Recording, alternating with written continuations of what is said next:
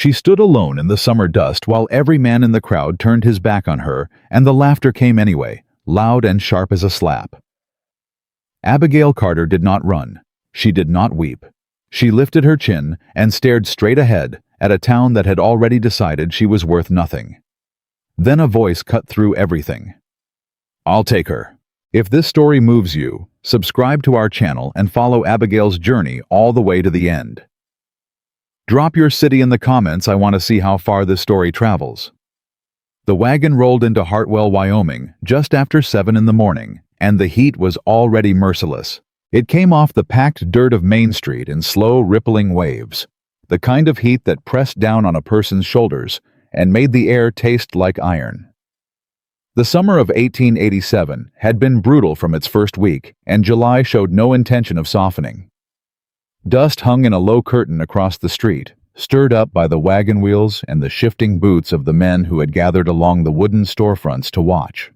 They had known the wagon was coming. Word traveled fast in a town of 400 souls.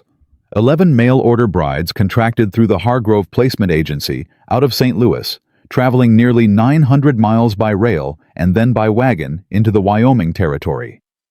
11 women who had agreed for reasons that were entirely their own to come west and start over.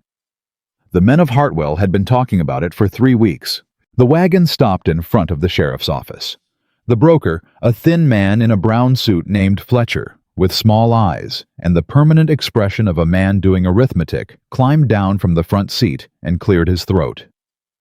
"Gentlemen," Fletcher announced, smoothing his coat. "As agreed. 11 women, all of sound health and good character, ready for introduction." The women stepped down one by one. The crowd of men stirred, elbowing one another, leaning forward. Some took their hats off. Some didn't bother.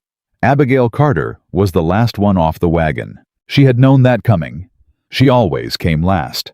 She had come last her entire life, last to be chosen in school, last to be noticed at church socials, last in every room she had ever entered. By the age of 29, she had made a kind of peace with it. Not the comfortable peace of acceptance, but the rigid peace of a woman who has learned to brace herself. She was heavier than the others. She had been heavy her whole life, built wide through the hip and shoulder solid, in the way that farm women sometimes were, the kind of body that could carry a full water bucket a quarter mile without stopping. Her chestnut hair was pinned back neatly, her dress clean and pressed despite 2 days on the wagon. She had taken particular care with her appearance that morning, because she understood in the clearest possible terms what this day was: a second chance, the only one she was likely to get. Her father had died in February. The house in St. Louis had been taken by creditors in April. The job she'd held at the dry goods store had lasted 3 weeks past that before the owner's wife decided she didn't care for Abigail's face.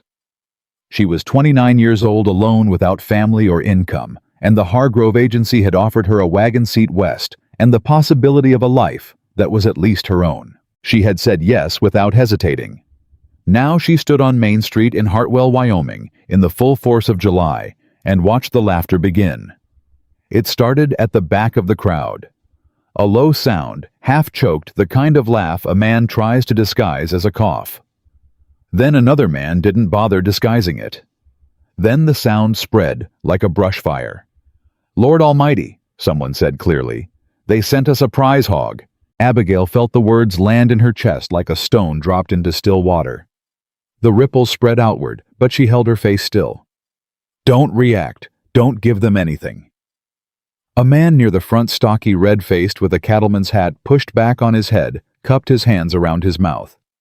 "Fletcher, you charge extra freight for that one." Laughter burst out of the crowd, real laughter now unrestrained. Fletcher stepped forward and grabbed Abigail by the upper arm, his grip tight and businesslike. "My apologies, Miss Carter. I'll arrange your return passage to—" "Take your hand off her." The voice came from the left side of the street.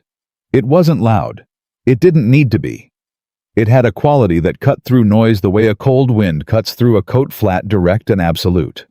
The laughter dropped away in pieces the way sound sometimes does when something shifts in a room.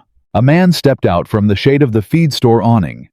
He was perhaps 34, lean, but broad through the shoulder, with brown hair that needed cutting and a face that had been weathered to a permanent tan. He wore no special clothes. His jacket was worn through at the left elbow. His boots were caked with the dried red mud of the eastern pastures. He carried no weapon visible and wore no expression that could be easily read. He walked across the street at an even pace and stopped 6 feet from Fletcher. His eyes went to the broker's hand still on Abigail's arm. "I said," Ethan Walker repeated, "take your hand off her." Fletcher released her arm and stepped back as much from surprise as from any fear of the man. "Now see here, Walker, this woman is under contract to the agency until a formal—" "What does the contract say?" Ethan asked.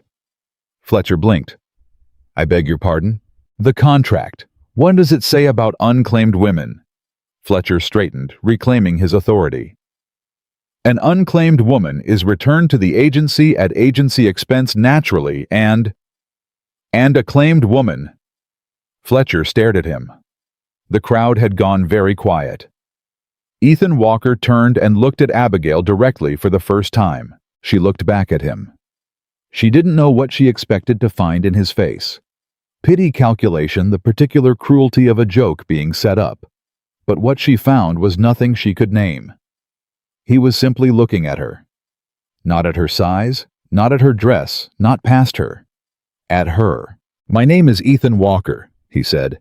"I'm the foreman at the Caldwell Ranch about 4 miles east of here. The ranch needs someone who can manage a household, keep accounts, handle a kitchen. It's not fancy work and the ranch isn't rich." He paused. "But it's honest." Abigail's throat was very tight. "Are you offering for me?" she asked. "Yes, ma'am." "Why?" Something shifted in his expression. Not a smile exactly. Something smaller than that. "Because you didn't look at the ground when they started laughing," he said. "And that tells me something." Behind them, the red-faced man in the cattleman's hat let out a bark of disbelief. "Walker, have you lost your mind? You could have had any woman off that wagon." Ethan didn't turn around. "I didn't want any woman off that wagon," he said simply. "I want this one." Fletcher, sensing a legal resolution to his problem, produced a folded document from his breast pocket with impressive speed. "If you'll both sign here." "Not in the street," Abigail said. Both men looked at her. Her voice had steadied.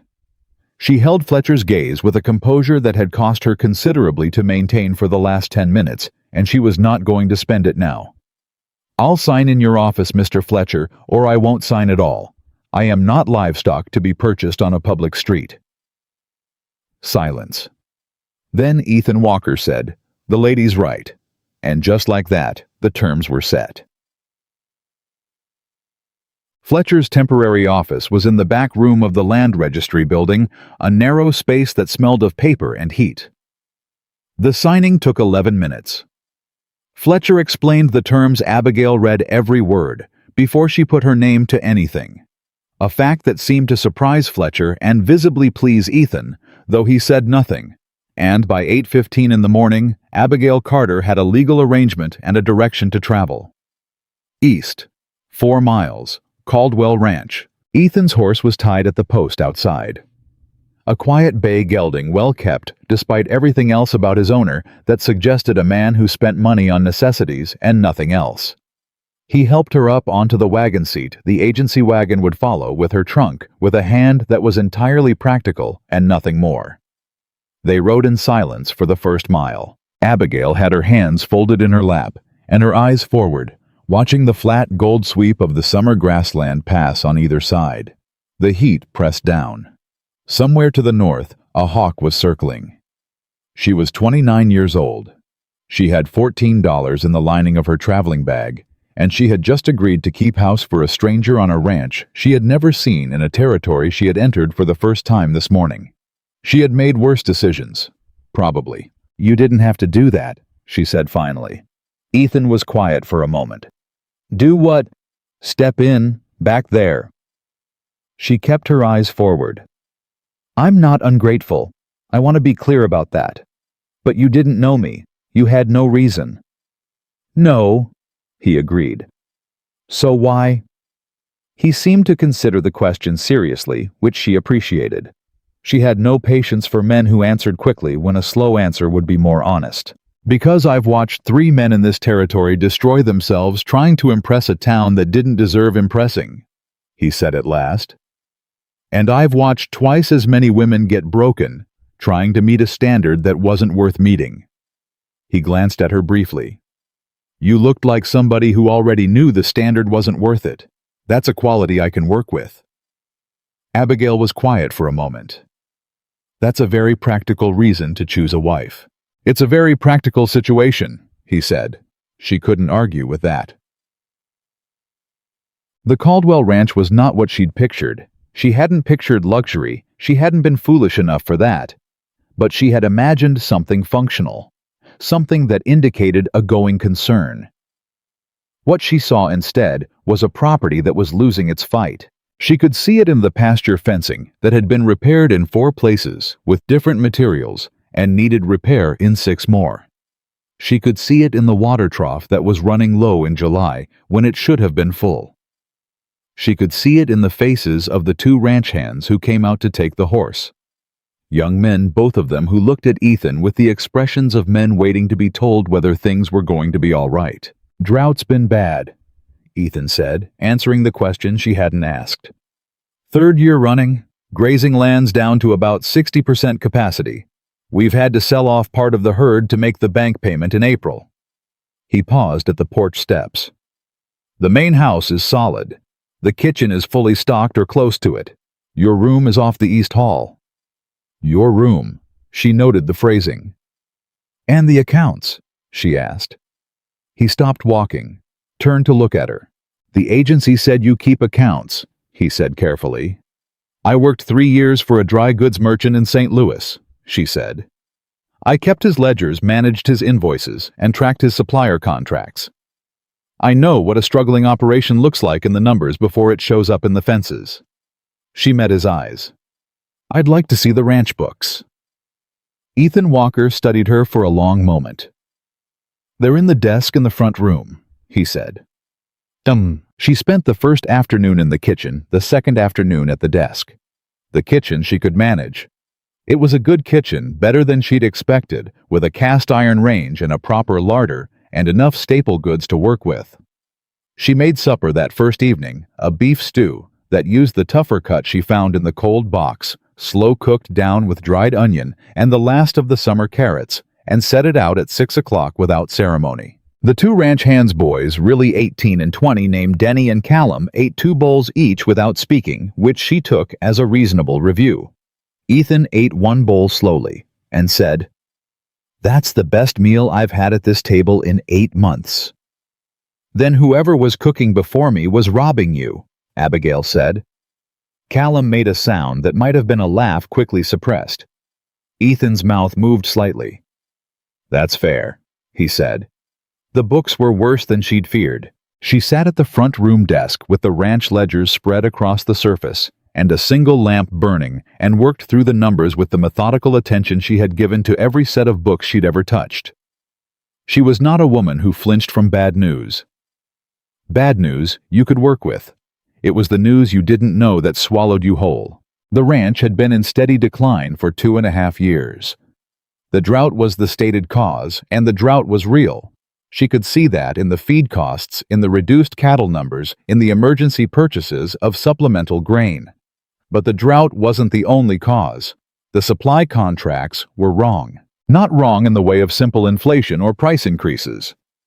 Wrong in the specific way that meant someone somewhere was being deliberately dishonest. 3 different supplier invoices over the past 18 months showed deliveries of grain and fence materials that were billed at quantities 20 to 30% higher than what the ranch's own inventory records showed received. The discrepancy was consistent. It was patterned. And it was large enough over time to account for nearly 1/3 of the ranch's operating loss. Someone was charging the Caldwell Ranch for goods that were never delivered. Abigail sat back in the chair and stared at the ledger. It was nearly 11 o'clock. The house was quiet. Through the window she could see the summer stars thick and brilliant, the way they never were in St. Louis, and hear the low sound of the cattle in the near pasture. She heard Ethan's boots on the porch, the door open. "You're still up," he said.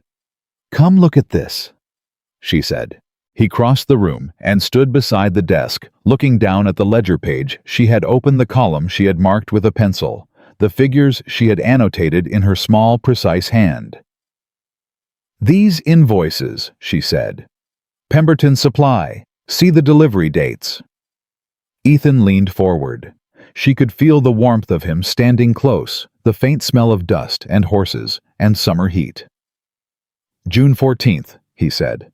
"June 14th. Billed for 250 pounds of grain supplement.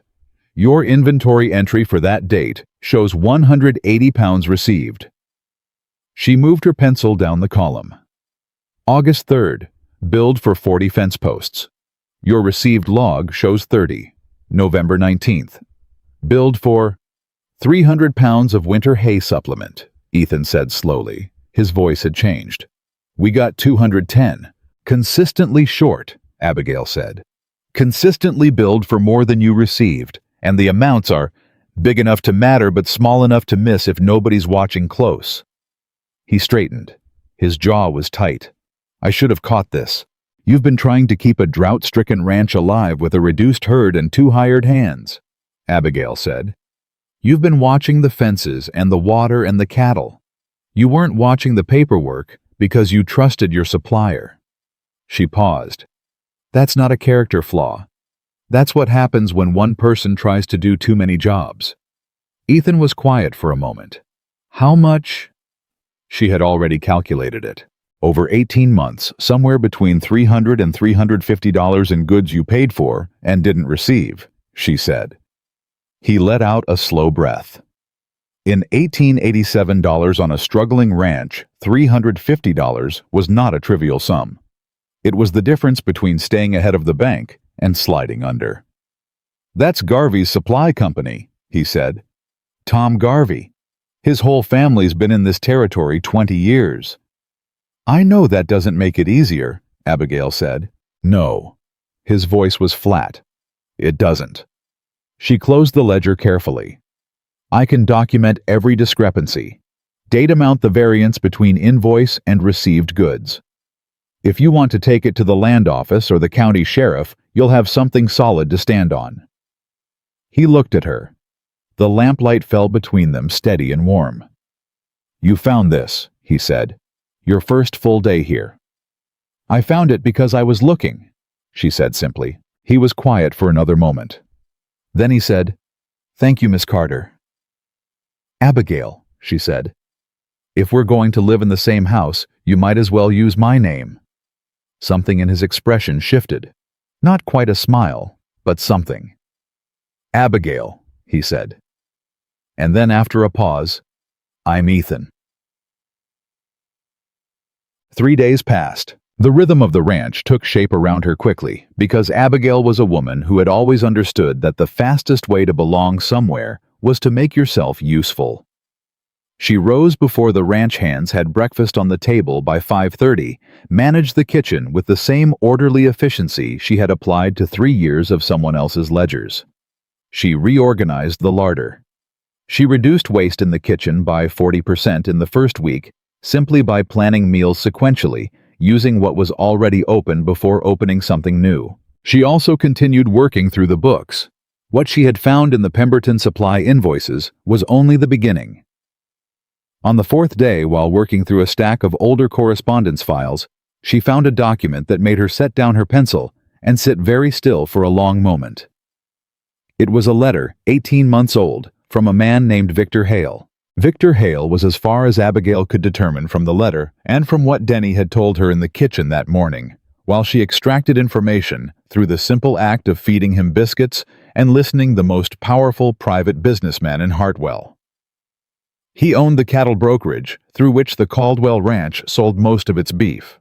He owned shares in 2 of the 3 local banks. He sat on the county land committee. The letter was addressed to the ranch's previous owner, a man named Robert Caldwell, who had died the previous autumn, and it was an offer to purchase the ranch at a price that was to Abigail's practiced eye roughly 40% below fair market value. The letter was politely worded. But beneath the politeness was something else. Something in the phrasing given the current difficulties facing the property and before the situation deteriorates further, that felt less like a business offer and more like a man describing a fire he had already set. She brought it to Ethan that evening. He read it twice. His face gave very little away, but she had spent 4 days watching his face, and she was beginning to learn its language. The slight tightening around the jaw, the way he set the paper down with more precision than the motion required. "He offered for the ranch last October," Ethan said.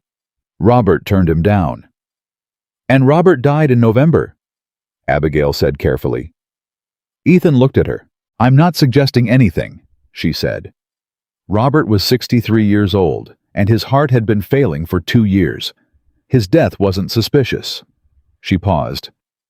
"But Victor Hale has been watching this property for a long time, and whoever is cheating us on the supply invoices—" "Garvey and Hale are business partners," Ethan said. The words fell into the room like stones. Abigail was quiet for a moment. "How long have you known that?" "I didn't put it together until right now." His voice was very controlled. "Garvey handles supply contracts for half the ranches within 30 miles. If Hale wanted to push properties toward bankruptcy,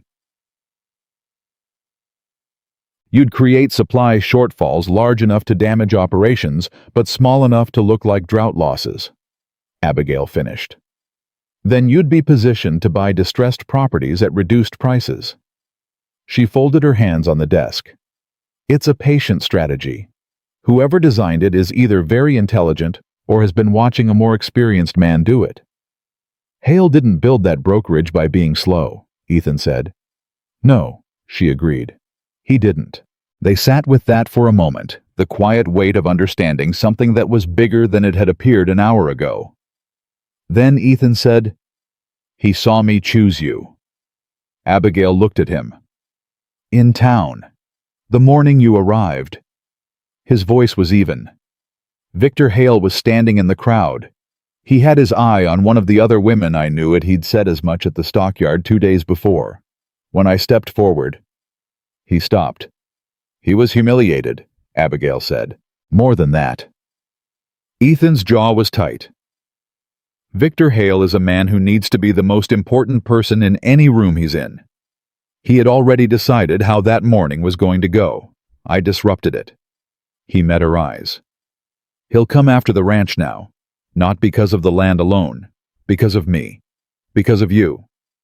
Abigail held his gaze.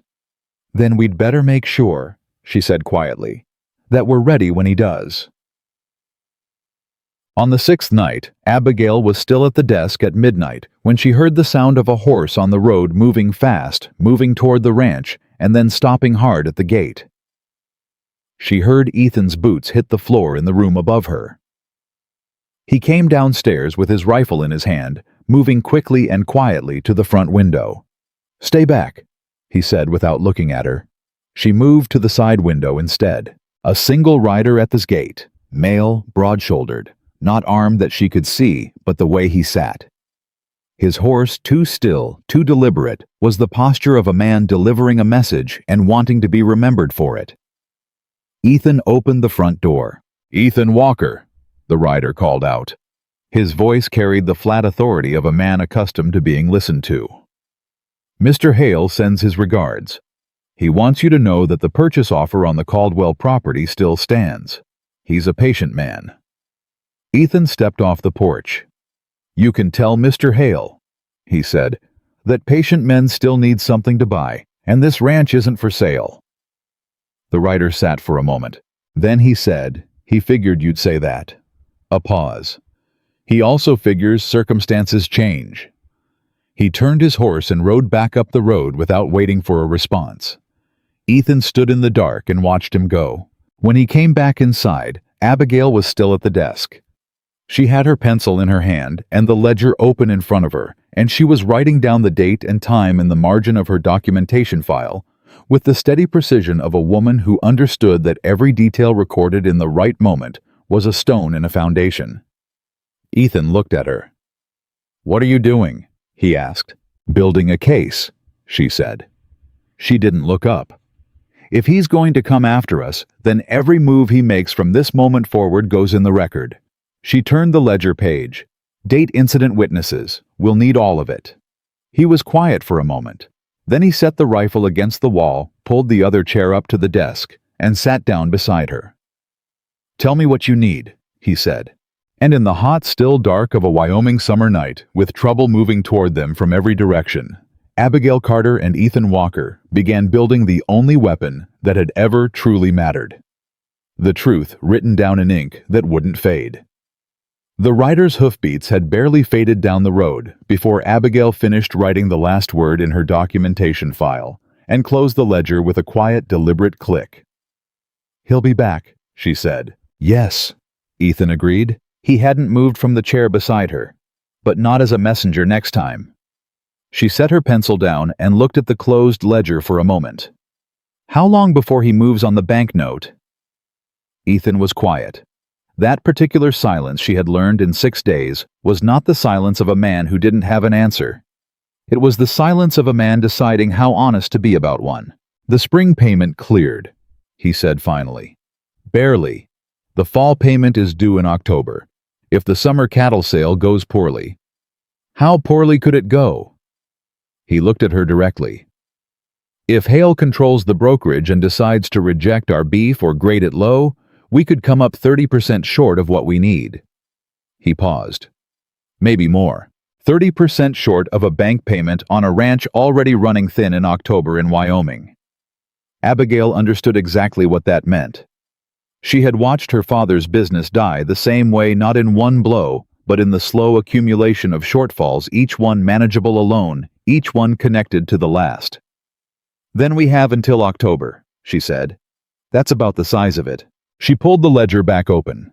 "Then stop sitting there and tell me every supply contract this ranch holds, every man you buy from every buyer you sell to, and whether any of them owe something to Victor Hale." Ethan looked at her for a moment. Then he reached across the desk and picked up the second pencil. They worked until 2 in the morning. By the time the lamp burned low enough to make reading difficult, Abigail had 4 pages of notes and a clear picture of just how thoroughly Victor Hale had positioned himself around the Caldwell Ranch without ever technically touching it. The supply fraud through Garvey was one thread.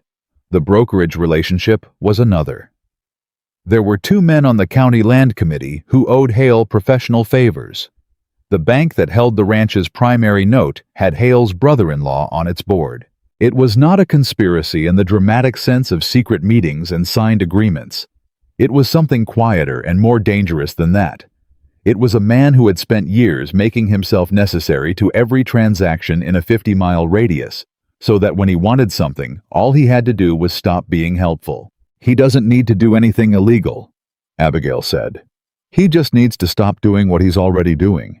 Stop buying our beef at fair price. Stop allowing Garvey to extend us credit. Stop." "I know," Ethan said. "The supply fraud is different," she said. "That's documented theft. If we can prove Garvey was billing us for undelivered goods and that Hale directed it." "Can we prove Hale directed it?" She looked at the letter again, the one from last October, given the current difficulties facing the property. "Not yet," she said. "But we can prove the fraud, and fraud draws attention, the kind of attention that makes other ranchers start checking their own invoices." Ethan was very still. "You think we're not the only ones," he said. "I think a man who did this to one ranch didn't invent the method for one ranch," she said. "And I think if we can find even 2 other affected ranchers who are willing to stand up with their own documentation." She stopped. Let the sentence finish itself in the air between them. Ethan sat back in his chair. He ran one hand through his hair, a gesture she was starting to recognize as his version of showing strain. "The problem," he said, "is that most of the ranchers in this territory have been buying from Garvey for 10-15 years. Telling them they've been cheated means telling them they were too blind to see it. Men don't like hearing that." "No," he said, "they don't." "But women might," she said. He looked at her. "Ranch wives keep the household accounts," she said. "In my experience, a ranch wife knows exactly what was delivered and what wasn't. She's the one checking the larder in November, wondering why the grain ran out 3 weeks early. She held his gaze. If there are other ranches running these shortfalls, the wives know. Ethan was quiet for a long moment. There's a woman named Ruth Garfield, he said slowly. Her husband runs the Garfield spread about 8 miles north. She's been complaining about supply inconsistencies for over a year. Harold thinks she's miscounting. I'd like to meet her, Abigail said. Something moved across Ethan's face that she couldn't quite name. Not surprise. Something more like recognition. All right, he said. I'll ride over tomorrow and ask if she's available for a visit. Good. Abigail closed the ledger again and stood pressing both hands against the small of her back. 2 hours at a desk on top of a full day's work had tightened every muscle she owned. And Ethan. He looked up at her. Don't tell Harold Garfield why we're coming, she said. Tell him you want to introduce your new wife to the neighbors. Make it social. A pause. You think Harold would warn Garvey? He said. I think Harold sounds like a man who doesn't believe women can count, she said. And men like that talk to other men to prove they're right. Ethan looked at her for a moment longer than was strictly necessary. You're going to be a problem for a lot of people in this territory, he said quietly. Abigail picked up the lamp. I certainly hope so, she said, and she went to bed. The visit to the Garfield ranch happened the following afternoon, and Ruth Garfield turned out to be exactly what Abigail had hoped for, a sharp-eyed woman of about 45, sun-darkened and direct, who shook Abigail's hand the way a man would, and offered coffee before Harold had finished his greeting. The men sat on the porch. The women sat at the kitchen table. Within 5 minutes, Abigail had steered the conversation to household management. Within 10, she had Ruth talking about supply orders. Within 15, Ruth Garfield had pushed back from the table, gone to the back bedroom, and returned with a battered ledger book of her own. I've been keeping track for 14 months, Ruth said, setting the ledger down and opening it to a page dense with figures and margin notes written in a firm, no-nonsense hand. Harold thinks I'm making errors. I told him I haven't made a counting error since I was 11 years old, and I don't intend to start now. Abigail looked at the figures. The pattern was identical. Pemberton Supply. Invoiced quantities consistently higher than received quantities. The margin of discrepancy hovering between 20 and 30%. Her chest tightened. Do you know anyone else? She asked. Ruth looked at her steadily. Clara Hutchins, over at the Double H. Mary Boone at the Boone Quarter. I've tried talking to both of them, but Harold said I was stirring up trouble and I should... She stopped. Her jaw set. He said a lot of things. Would they talk to me? Ruth studied her for a moment. Really studied her in the assessing way of a woman deciding how much to trust a stranger. Why would you do this? Ruth asked. You've been in this territory a week. 8 days, Abigail said. And because someone is stealing from your family and mine, and I find that personally offensive. She paused. And because if we don't stop it, there won't be any ranches left in this valley that Victor Hale doesn't own. The name landed in the kitchen like a dropped coal. Ruth was very still for a moment. Then she said, Harold does business with Hale. I know, Abigail said carefully. Most men here do. That's not the same as being part of what he's doing. Harold would say I was imagining things. Harold isn't the one who noticed, Abigail said. You are. Something in Ruth Garfield's face shifted. The particular shift of a woman who has been told for the first time in a long time that what she knew was worth knowing. She closed her ledger and looked at Abigail. Clara Hutchins goes to the market in town on Thursday mornings, she said. She's there by 9. If you happen to be there at the same time... I'll be there, Abigail said. On the porch, the men were talking cattle prices. Neither of them had any idea what had just been decided at the kitchen table. Thursday morning came in hot and close, the kind of summer air that sat heavy on the chest before 8 o'clock. Abigail had the kitchen cleaned, and the bread started before 5:30, left Denny with instructions for lunch and climbed up onto the wagon seat beside Ethan at 7:30. He hadn't asked why she wanted to come into town. He'd just said, "You want the market side or the general store side?" And when she said the market, he nodded and gave the horse a gentle slap of the reins. She found Clara Hutchins at the dry goods stall, inspecting a bolt of cotton, with the concentration of a woman who knew the difference between what a thing was worth and what it was being sold for. Clara was younger than Ruth, maybe 38, with tired eyes and a practical set to her mouth that told Abigail she was talking to another woman who had been carrying more than her share for a long time. The conversation started as market small talk. It turned into something else within 6 minutes when Abigail casually mentioned she'd been going over the ranch supply invoices. Clara Hutchins went very still. "I have records," Clara said. "Low, careful." "I have 2 years of records. Tom says the shortage is my fault, that I'm using too much." Her voice was controlled, but there was something banked behind it. Something that had been sitting unlit for a long time. "I measured. I weighed. I kept records of every pound of grain we used. The invoices are wrong, and I know they're wrong." "Would you be willing to sit down with me and compare figures?" Abigail asked. Clara looked at her. What would that do? Combined with at least 2 other ranches showing the same pattern from the same supplier over the same time period. "It's evidence," Abigail said. "The kind that doesn't go away when someone says a woman can't count." Something cracked open in Clara Hutchins' expression. Not tears. Something harder than tears. Something that had been waiting a long time for permission to exist.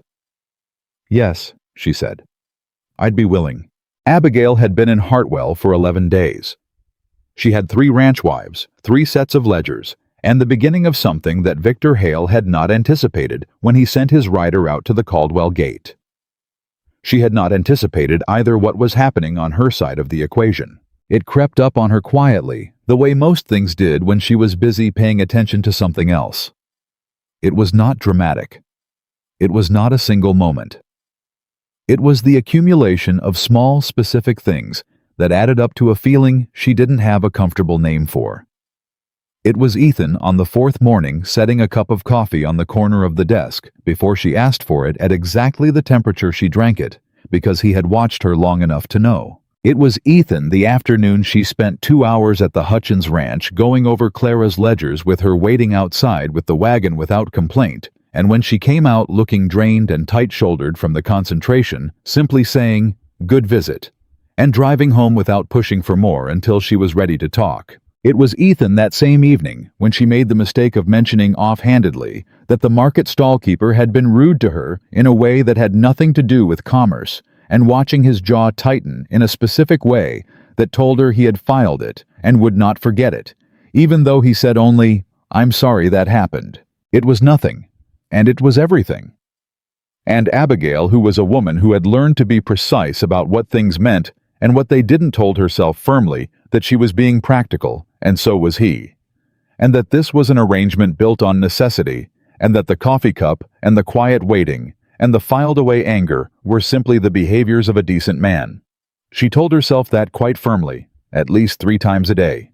2 weeks after her arrival, Ethan came home from the stockyard with a face she hadn't seen before. He unsaddled the horse in silence, came inside and sat down at the kitchen table with his hat still on, which he never did. She set a cup of coffee in front of him and waited. "Hale rejected the summer lot," he said. The words were quiet, but they landed like something thrown. "How much of it?" she asked. "All of it." He looked up at her. 43 head. Grade rejected on grounds of inadequate condition. Said the cattle were underweight. His voice was very even, which she had learned to recognize as the tone he used when he was most angry. They weren't underweight. Ed Marsh was at the yards today. He saw the same lot graded by a buyer from Cheyenne last month, and they passed without question. "Hale owns the brokerage," Abigail said. "He sets the grades," Ethan said. "Or his man does, which amounts to the same thing." She sat down across from him. "What happens to the lot? I can try to sell them direct to the Cheyenne buyer, but he won't be back in the territory until September, and we need the income in August to cover the operating costs." He took off his hat and set it on the table. "If I can't move the cattle in the next 3 weeks, I'll have to sell off breeding stock to cover the month. and breeding stock is the future of the herd, she finished. Yes. She was quiet for a moment. Her mind was moving quickly, sorting through what she knew, what she had documented, what she had not yet done. The supply fraud evidence was solid. The pattern across 3 ranches was documented. But the brokerage rejection, that was a different mechanism. Harder to prove as deliberate. Easier for Hale to defend as professional judgment. Is there another buyer? She asked. Anyone else in the territory who could take the lot before September? Ben Calloway over in Prescott might take 20 head if I can get them to him by wagon. He paused. That's 2 days' drive each way, and I'd need both Denny and Callum, which means the ranch runs without hands for 4 days in the middle of summer. I can manage the ranch for 4 days, she said. Ethan looked at her. I can, she said. Tell me what needs doing, and I'll do it. The water schedule, the fence checks. I've been watching Denny do the morning rounds for 2 weeks. I know the route, and I can shoot before you ask. A pause. Can you? He said. My father taught me when I was 14, she said. He said a woman alone ought to know how. A beat. He was right about that, even if he was wrong about most things. Ethan was quiet for a long moment. His eyes were on her face with an expression she couldn't entirely read, though she was getting better at it. I'll send a wire to Calloway tonight, he said. If he can take the 20 head, we leave Thursday. Then we leave Thursday, she said. He picked up his hat, stood, paused at the edge of the kitchen with his back to her. Abigail, he said. Ethan, a beat. I don't... He stopped, started again. I'm not a man who says things easily. I know, she said, but what you're doing here... Another pause. The careful pauses of a man who means what he says, and therefore doesn't say it carelessly. What you found in those ledgers, what you're building with those ranch women, I need you to know. I see it. All of it. The kitchen was very quiet. Thank you, she said. He nodded once. Went to send the wire. Abigail sat alone at the kitchen table for a moment after he was gone, her hands flat on the surface, and permitted herself for exactly 30 seconds to feel something she had not felt in a very long time. Then she stood up, cleared the cups, and went back to work. Thursday came and went. Ethan and the boys left before dawn, with 20 cattle and a wagon, and the dry goods money tucked into the inside of Ethan's coat. Abigail did the morning rounds before 7, checked the water troughs, walked the fence line along the east pasture, and was back at the desk with the documentation file open before 9. She was cross-referencing the 3rd set of Hutchins invoices against the Caldwell records, when she heard the sound of a horse at the gate. Not 1 horse. 3. She was at the front window before the riders reached the post. 3 men, the same broad-shouldered rider who had come at midnight with Hale's message, and 2 others she didn't recognize, heavier built, with the look of men paid to stand behind other men's words. She did not go to the door. She went to the desk. She picked up the documentation file. She put it in the locked tin box under the floorboard in the back room, the one she had identified on her second day as the most secure location in the house. She put the key in her apron pocket. Then she picked up the rifle from the wall rack, checked that it was loaded, and went to the front door. She opened it before they knocked. The lead rider looked surprised. He covered it quickly. "Ma'am," he said with a politeness that had nothing genuine in it, "we're looking for Ethan Walker." "He's not here," Abigail said. "When do you expect him back?" "I don't give out that information to men I don't know on my own porch," she said pleasantly. The rifle was held loosely at her side barrel down, not threatening, not hidden. The rider's eyes went to it. "Mr. Hale sent us to discuss." "If Mr. Hale wants to discuss something with this ranch," Abigail said, "he can put it in writing and send it through the post. I'll make sure my husband receives it." She smiled with everything but her eyes. "Is there anything else?" The 3 men sat their horses for a moment. The lead rider looked at her with an expression she had seen before on the men in the crowd the day she arrived on Fletcher, when she insisted on signing indoors on Harold Garfield, when Ruth asked a question he didn't want to answer. It was the expression of a man confronted with a woman who wasn't behaving according to his expectations and didn't appear to intend to start. "No, ma'am," he said at last. They turned their horses and rode back up the road. Abigail stood on the porch until they were out of sight. Then she went inside, put the rifle back on the rack, retrieved the documentation file from the lockbox, and sat back down at the desk.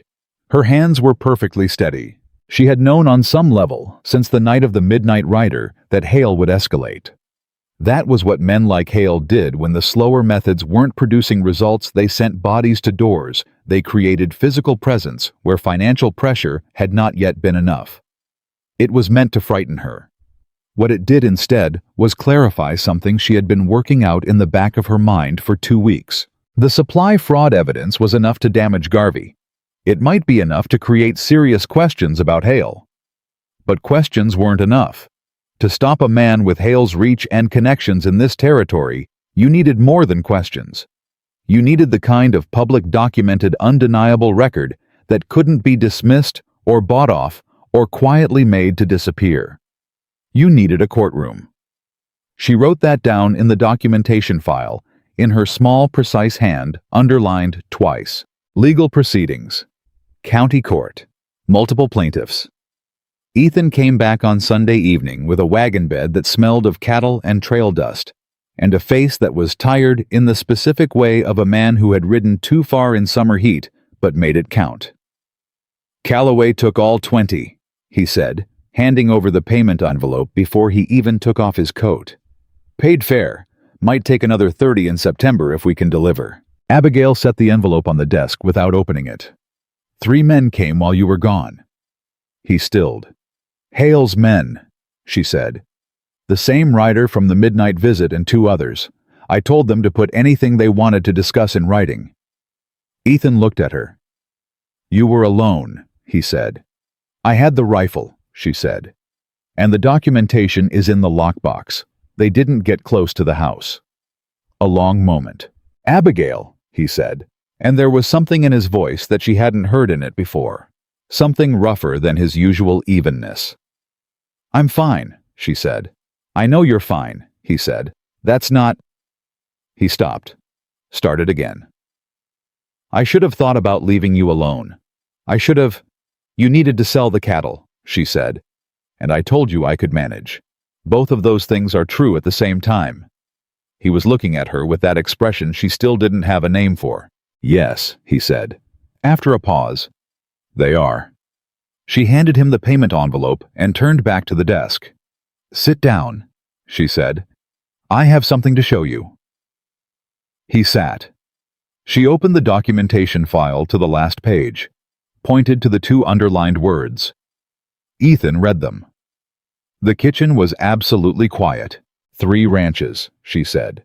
3 sets of documented supply fraud, all from the same supplier, all showing the same pattern, all within the same time period. Ruth Garfield, Clara Hutchins, and us. She turned the page. "I've also been corresponding with Mary Boone at the Boone Quarter. She doesn't have her records as organized, but she knows the discrepancies are there, and she's willing to look." 4 ranches, Ethan said. "Potentially 4, she said. "And I haven't finished asking." He leaned forward over the file, his forearms on the table, his eyes moving over the pages she'd compiled. She watched him read. She had learned over 3 weeks that Ethan Walker processed information the way he did most things, slowly, thoroughly, and without showing much on the surface until he'd finished. When he looked up, his eyes were serious. "This is enough to take to the county sheriff," he said. "It's enough to open an inquiry," she said. "Whether the sheriff acts on it depends on whether he owes anything to Hale." "Sheriff Briggs is a fair man," Ethan said. "He and Hale have always been polite, but I've never seen Briggs take his direction from anyone." He paused. "But even if Briggs moves on Garvey?" "It leads back to Hale," she said. "If you apply enough pressure to Garvey, he talks. Men like Garvey always talk when the alternative is prison." Ethan was quiet for a moment. "You've done this before," he said. She looked at him. "Organized something like this," he said. "Thought it through this way. You've done this before." She was quiet for a moment.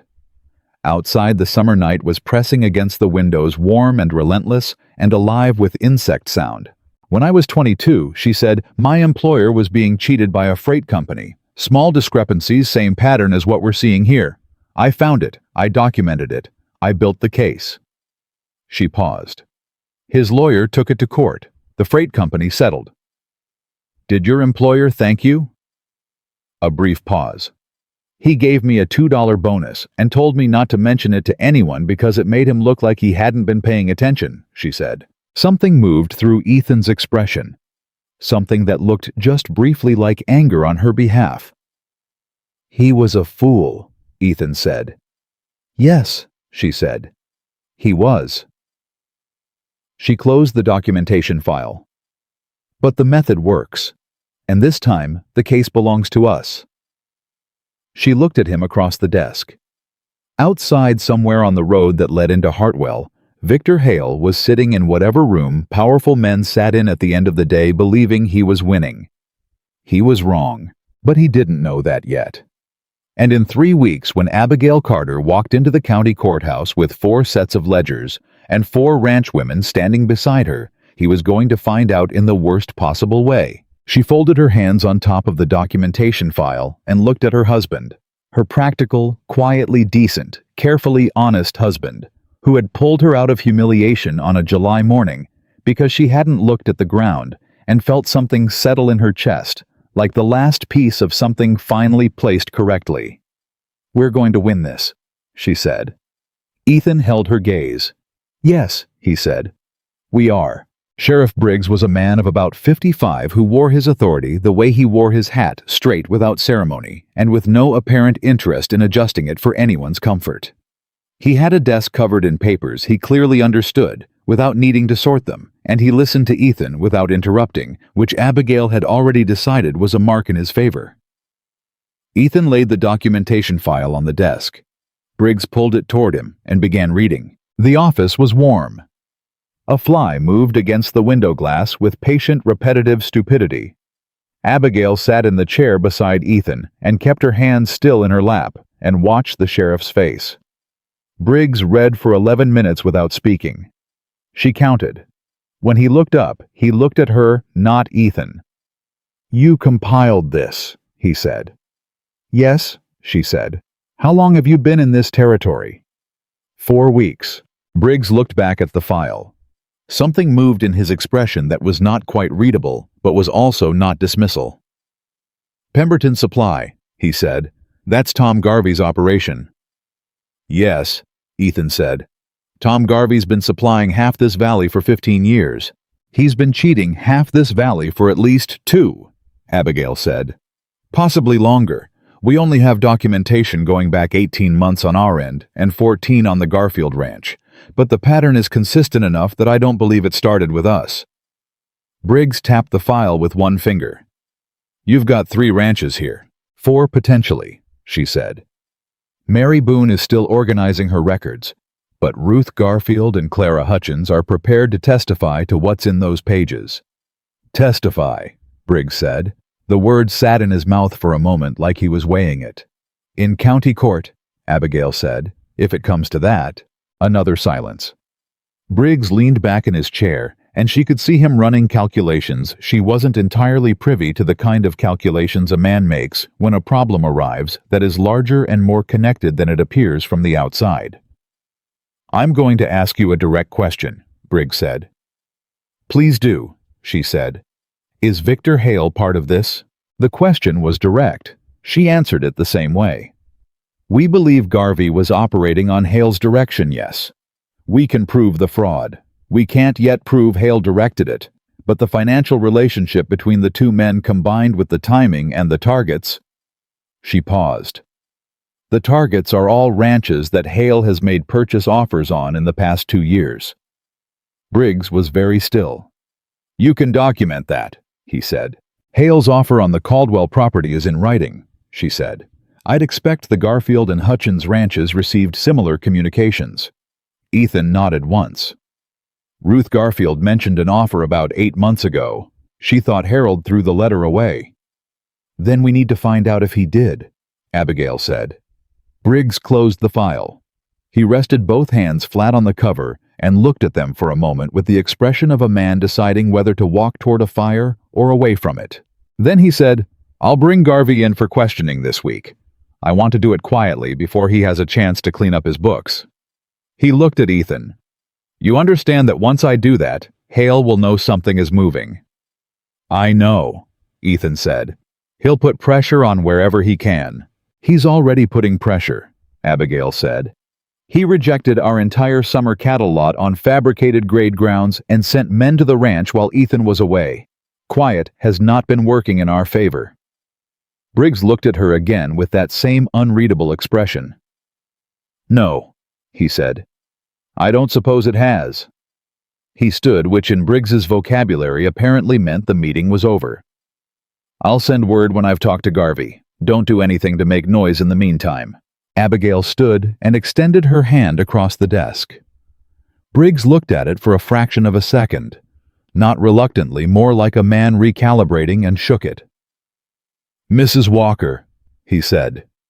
It was the first time anyone in Hartwell had called her that. She walked out of the sheriff's office into the full force of the July heat and didn't say anything for half a block, and neither did Ethan, and that shared silence felt in its own way like something. Garvey was brought in for questioning on a Thursday. By Friday morning, all of Hartwell knew about it, because nothing in a town of 400 stayed quiet for 24 hours, and Abigail had understood that perfectly well when she walked into Briggs's office. She had not been trying to be quiet. She had been trying to be documented. There was a difference. The reaction was not what she'd hoped for, and exactly what she'd expected. She was in the market on Friday when it started. A woman she didn't know, wife of one of the local merchants, she thought. Though she hadn't learned all the names yet, stopped 3 feet away, looked at her with an expression of cold, deliberate assessment, and then turned to her companion and said loud enough to carry, "That's the Walker woman, the one who stirred up trouble with Tom Garvey. Harold Garfield says it's all fabricated. She's trying to get her hands on the Caldwell deed." Her companion glanced at Abigail and looked away quickly. Abigail picked up the item she had come for, set it on the counter, and paid for it without changing her expression. The merchant behind the counter avoided her eyes. She carried her purchase out to the wagon where Ethan was waiting, set it in the back, and climbed up to the seat.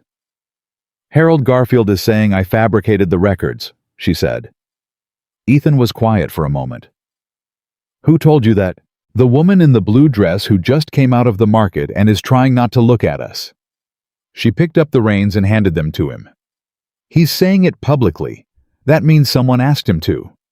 "Hale," Ethan said. "Or one of Hale's people. It doesn't matter who asked. It matters that Harold said it." She kept her voice even, but something was working through her chest that she needed to keep contained. "Ruth is going to hear this. Ruth knows what she recorded in her own ledger," Ethan said. "Ruth knows," Abigail said. "But Ruth has to live next to Harold, and Harold has to live in this town." She paused. "If Hale convinces enough people that I'm a fraud, it won't matter what the ledgers say. Witnesses who feel publicly shamed don't testify. They retreat."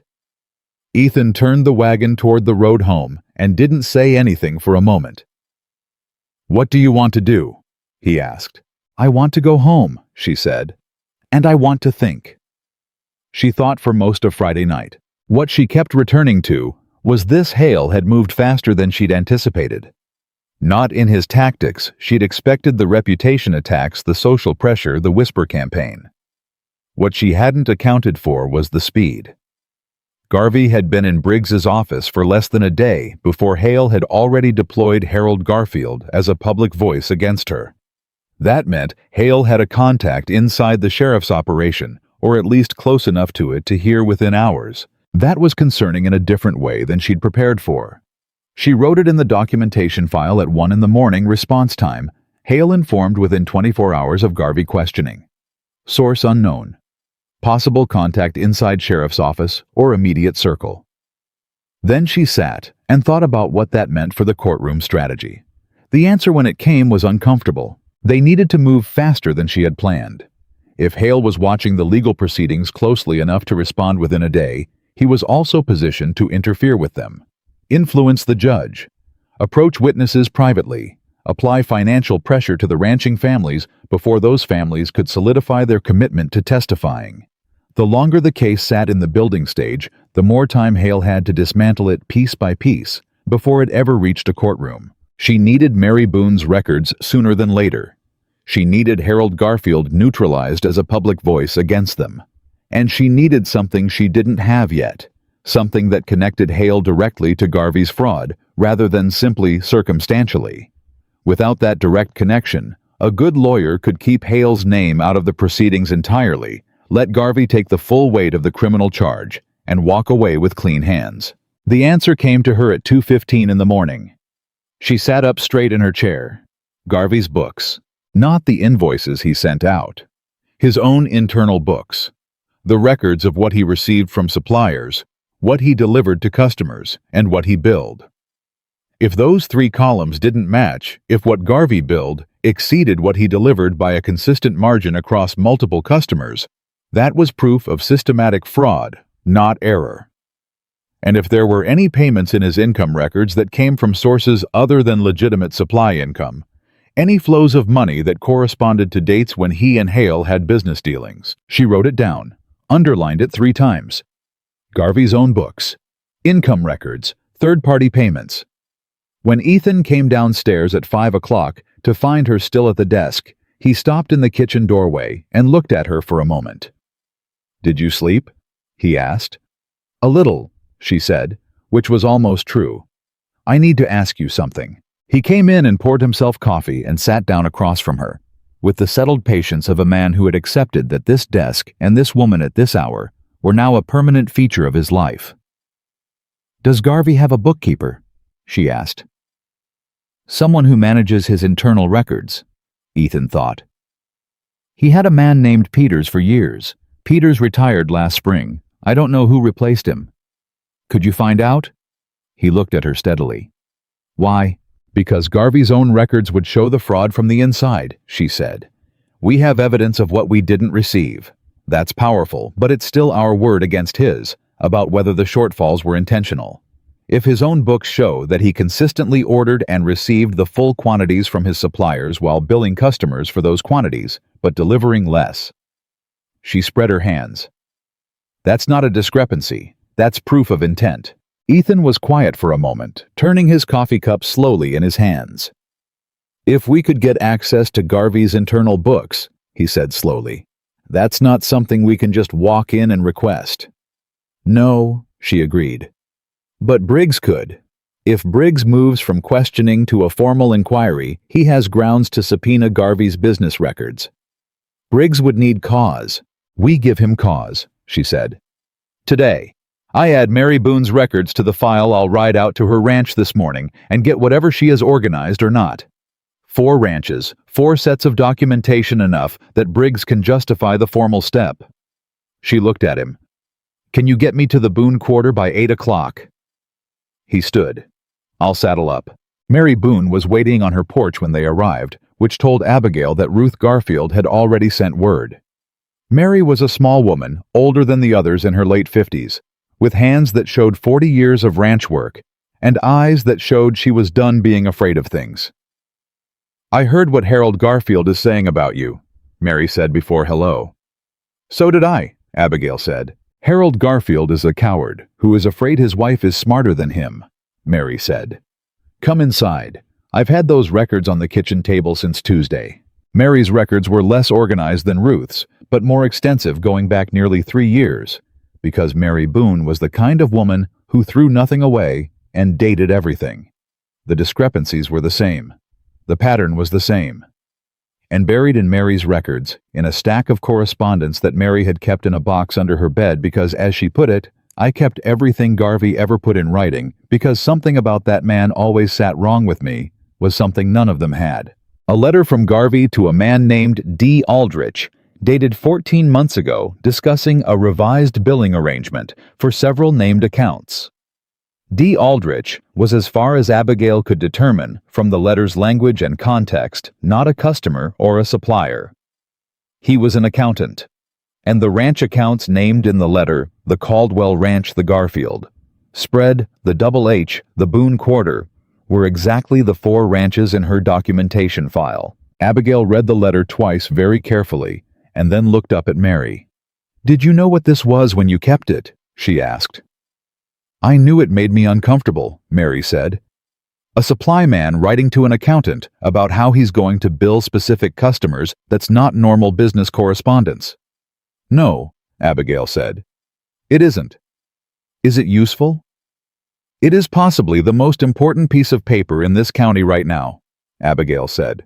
She copied it by hand into her documentation file word for word and took the original with Mary's permission. Her hand was steady as she wrote, but she could feel the pace of her own heartbeat quicker than usual, the particular acceleration that came not from fear, but from the sudden clear sight of a path through terrain that had been complicated a moment before. Garvey hadn't been operating alone and informally.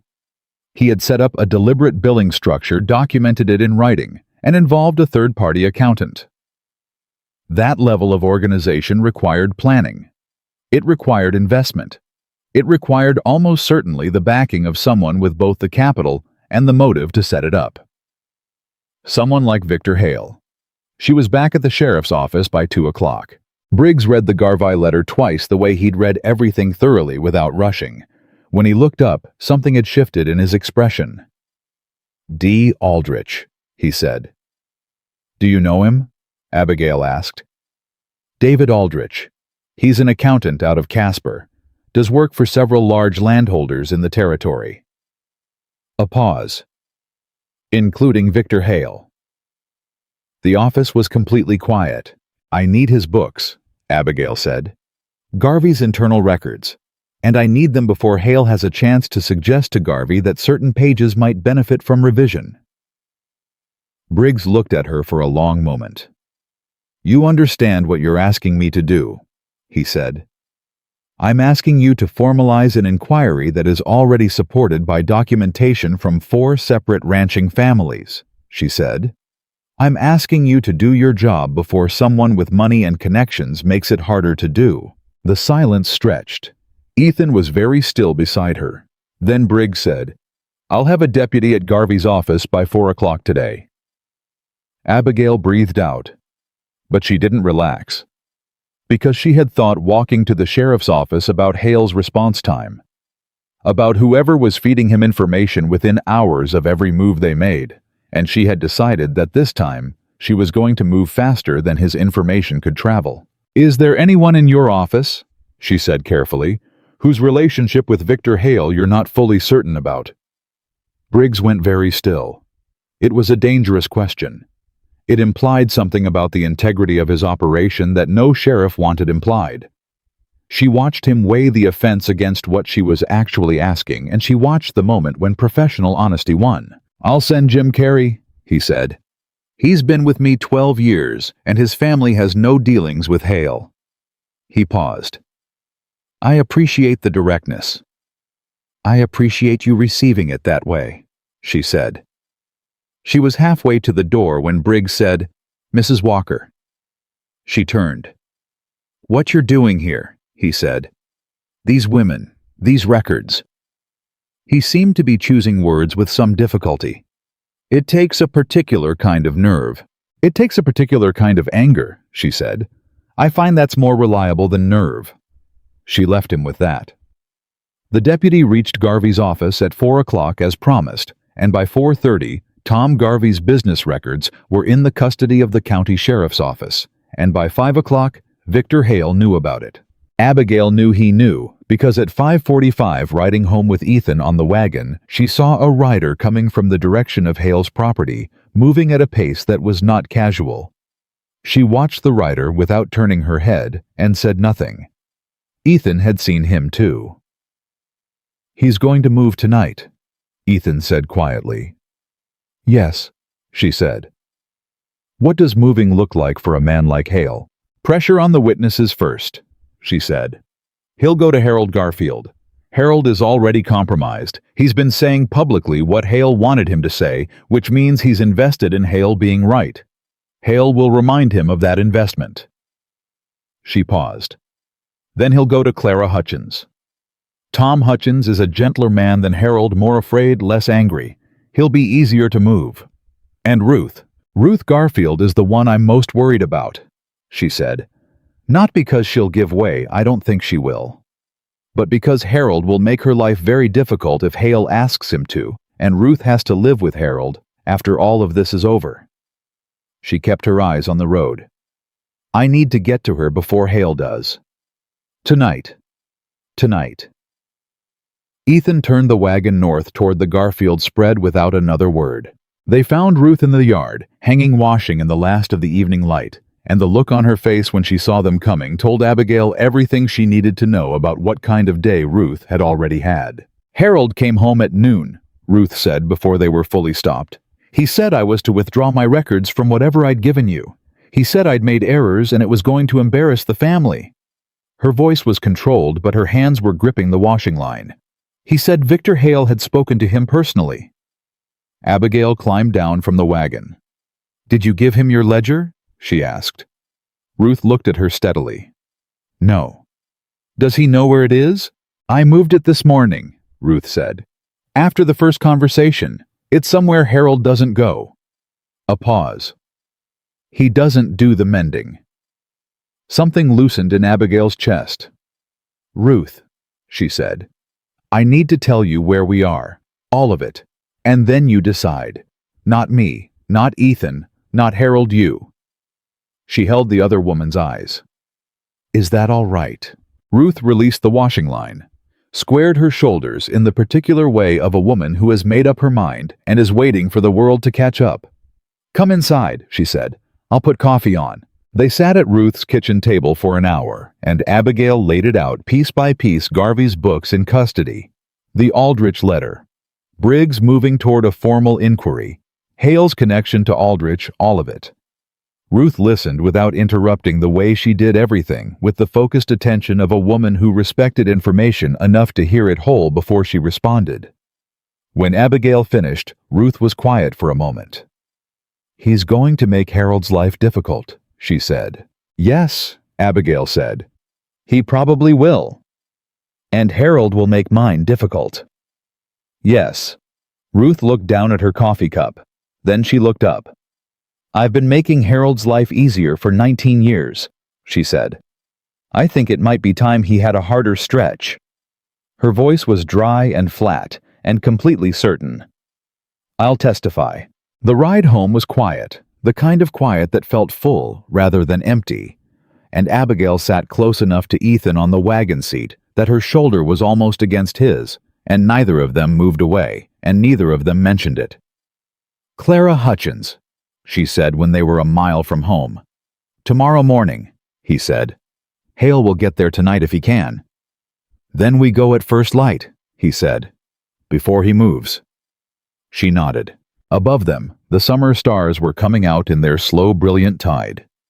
The same stars she'd seen from this wagon seat 3 weeks ago, when she was a woman with $14 and a locked tin box, and no idea what she was walking into. She was still that woman in the ways that mattered. But she was also something else now. Something that had been there all along, that had simply needed the right conditions to become fully visible. She was 3 weeks into a life that was entirely her own, and tomorrow she was going to fight for it with everything she had. She just didn't know yet that when she arrived at Clara Hutchins' house at 7 in the morning, she would find the front door standing open, and Clara sitting at her kitchen table, alone with her ledger in front of her, and a letter beside it, and her face the particular pale of a woman who has just been frightened, in a way she is trying to decide whether to survive or surrender to, and she didn't know that the letter would be signed not by Victor Hale, but by the president of the First Territorial Bank of Wyoming. And that the letter would say that the Hutchins ranch note due in November was being called ineffective, immediately due to, and here was the phrase that had turned Clara Hutchins pale, irregularities in the account holder's recent conduct. Tom Hutchins appeared in the doorway behind his wife with the look of a man whose world had just cracked at the foundation.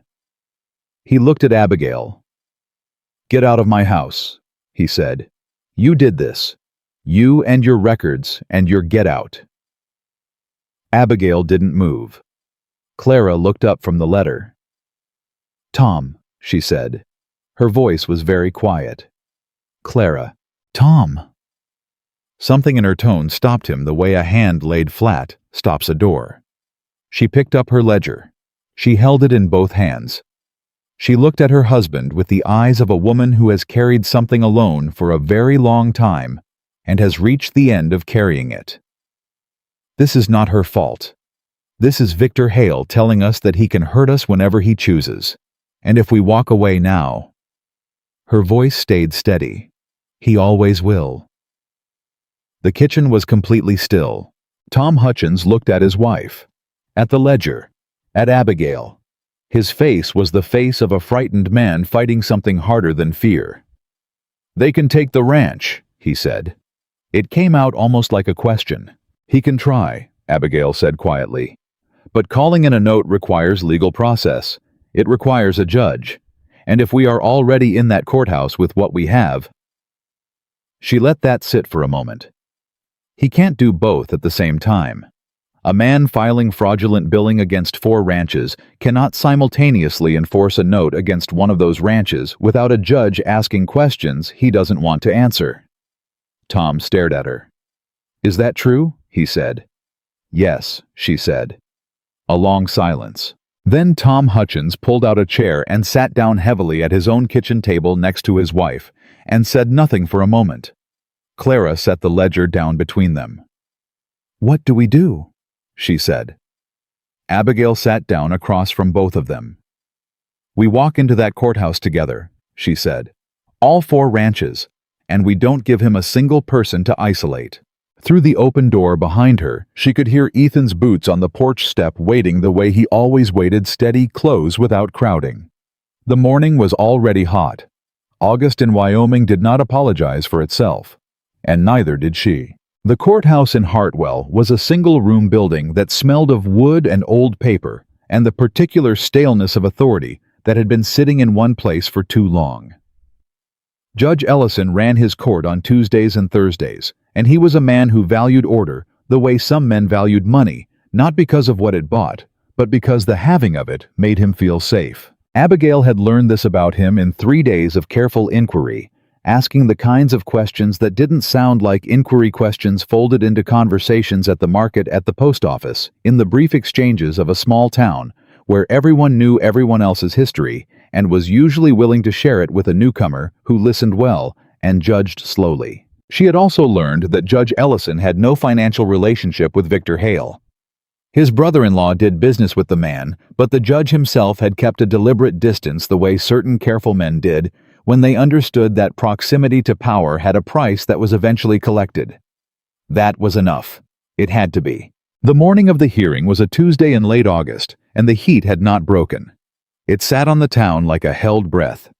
Abigail was dressed before 5, had the documentation file checked and reorganized for the 4th time by 6, and was at the courthouse steps by 8:30, with Ethan beside her and Ruth Garfield and Clara Hutchins and Mary Boone arriving within the next 10 minutes, each of them carrying their own ledgers, each of them with the particular expression of a woman who has made a decision and intends to stand in it. Tom Hutchins came too. He stood beside Clara with the look of a man who had spent 2 weeks being afraid and had finally decided that fear was costing him more than courage would. Harold Garfield did not come. Ruth had not expected him to. The hearing was not a trial, not yet. It was a formal inquiry, the step that preceded a trial if the evidence supported one, and Briggs had filed it as such with the documentation Abigail had provided. What happened today would determine whether Victor Hale and Tom Garvey faced criminal charges, civil proceedings, or nothing at all. Victor Hale arrived at the courthouse at 8:55 with a lawyer named Pearson, who wore a coat that cost more than Denny's monthly wages, and carried himself with the smooth assurance of a man who had won enough proceedings to stop being nervous about them. Hale himself was tall, silver-haired, with a face that had been handsome once and had settled into authority the way certain faces did not. Unpleasant, but designed to remind you of the distance between his position and yours. He looked at Abigail as he walked past. She looked back at him without expression, without moving, without giving him the satisfaction of a reaction in either direction. His lawyer glanced at her with professional assessment, and then looked away. Garvey came in behind them, smaller than she'd pictured, a compact man in his 50s, with restless hands and eyes that moved too quickly.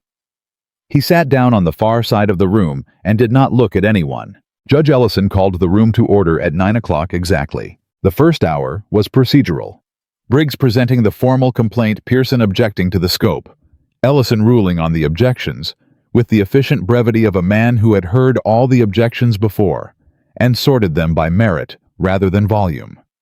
He sustained 2 of Pearson's objections, and overruled 4, and Abigail tracked each one in the margin of her notes, because the pattern of what a lawyer objected to told you almost as much as the testimony itself. Pearson was trying to keep Hale's name out of the documentary record. Every time Briggs moved to introduce the Aldrich letter or the supply contracts, Pearson objected on grounds of relevance or foundation. Ellison overruled him on the Aldrich letter. That was the first moment in the room that mattered. Pearson's objection had been smooth and well constructed, and Abigail had watched Ellison's face while he heard it, the slight movement behind the eyes of a man reading something between the lines of what was being said. When Ellison said, "Overruled, the letter is admitted," Pearson's expression didn't change, but his left hand tightened once on the table in front of him and relaxed. Hale did not react visibly. Garvey's hands got more restless. Briggs called Ruth Garfield first. Ruth walked to the front of the room with her ledger under her arm and sat down in the witness chair with the straightness of a woman who had milked cattle and raised children, and kept her own records for 14 months against her husband's protests, and she was not going to be made to feel small by a room full of men in good coats. Pearson's cross-examination of Ruth lasted 22 minutes. He tried 4 approaches. He questioned her mathematical competence. He questioned her familiarity with standard supply contracts. He suggested the discrepancies were seasonal and explainable by weather conditions. He implied that her record-keeping might have been influenced by a newcomer to the territory with undisclosed motivations.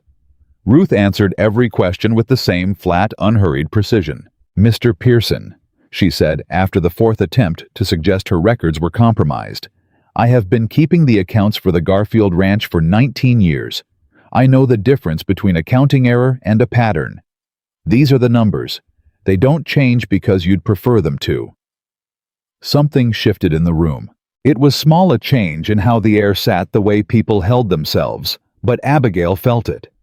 She had been watching the faces of the men in the gallery ranchers, mostly the kind of men who had been buying from Garvey for years, and had come to see what the fuss was about. 2 of them were now looking at their own hands with the expression of men running mental arithmetic. Clara Hutchins followed Ruth. Clara was more visibly nervous, her voice quieter, her hands in her lap rather than on her ledger. But when Pearson tried to rattle her on the figures, she opened her ledger to the page she needed with the calm efficiency of a woman who had read those numbers so many times they were as familiar as her children's faces. "That entry," she said, pointing to a line Pearson was questioning, "is from September 14th of last year. I wrote it the same day the delivery came. I weighed the grain myself because I had started to be suspicious by then." She looked at him directly. "I weighed it on the same scale I've used for 11 years. It said 220 pounds. The invoice said 300. Pearson moved on. The second major shift came when Briggs introduced Garvey's own business records, the ones seized by Deputy Carey 6 weeks earlier.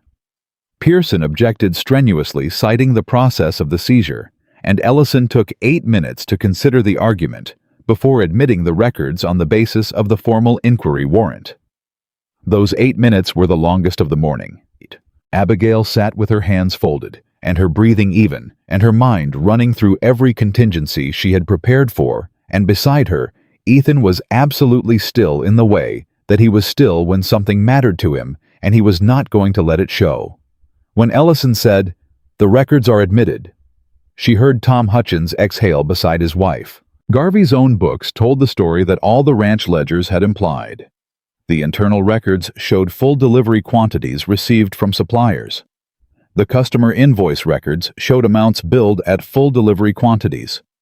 But a third column, a column that appeared to represent actual delivery logs, showed amounts consistently lower than both the received and billed quantities. The difference between what Garvey received, what he billed, and what he actually delivered had gone somewhere.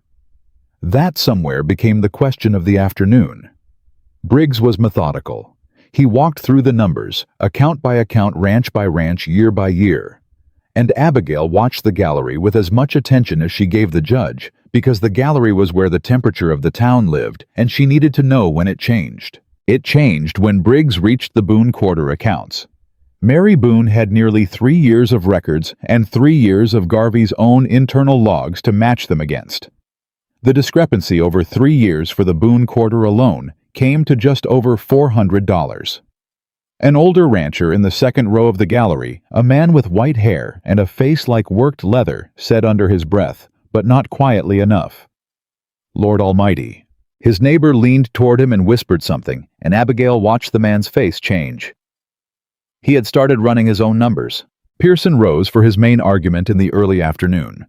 He was skilled, she had known. He would be a man like Hale, didn't hire unskilled people, and his argument was structured around 3 points.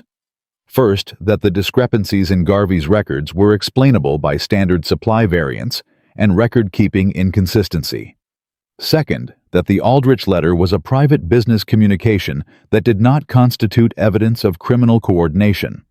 Third, and this was the one Abigail had been waiting for, that the entire proceeding had been orchestrated by a newcomer to the territory with a personal and financial motive to damage Victor Hale's reputation and business interests. He said it with more precision than the men at the market had, but it was the same accusation.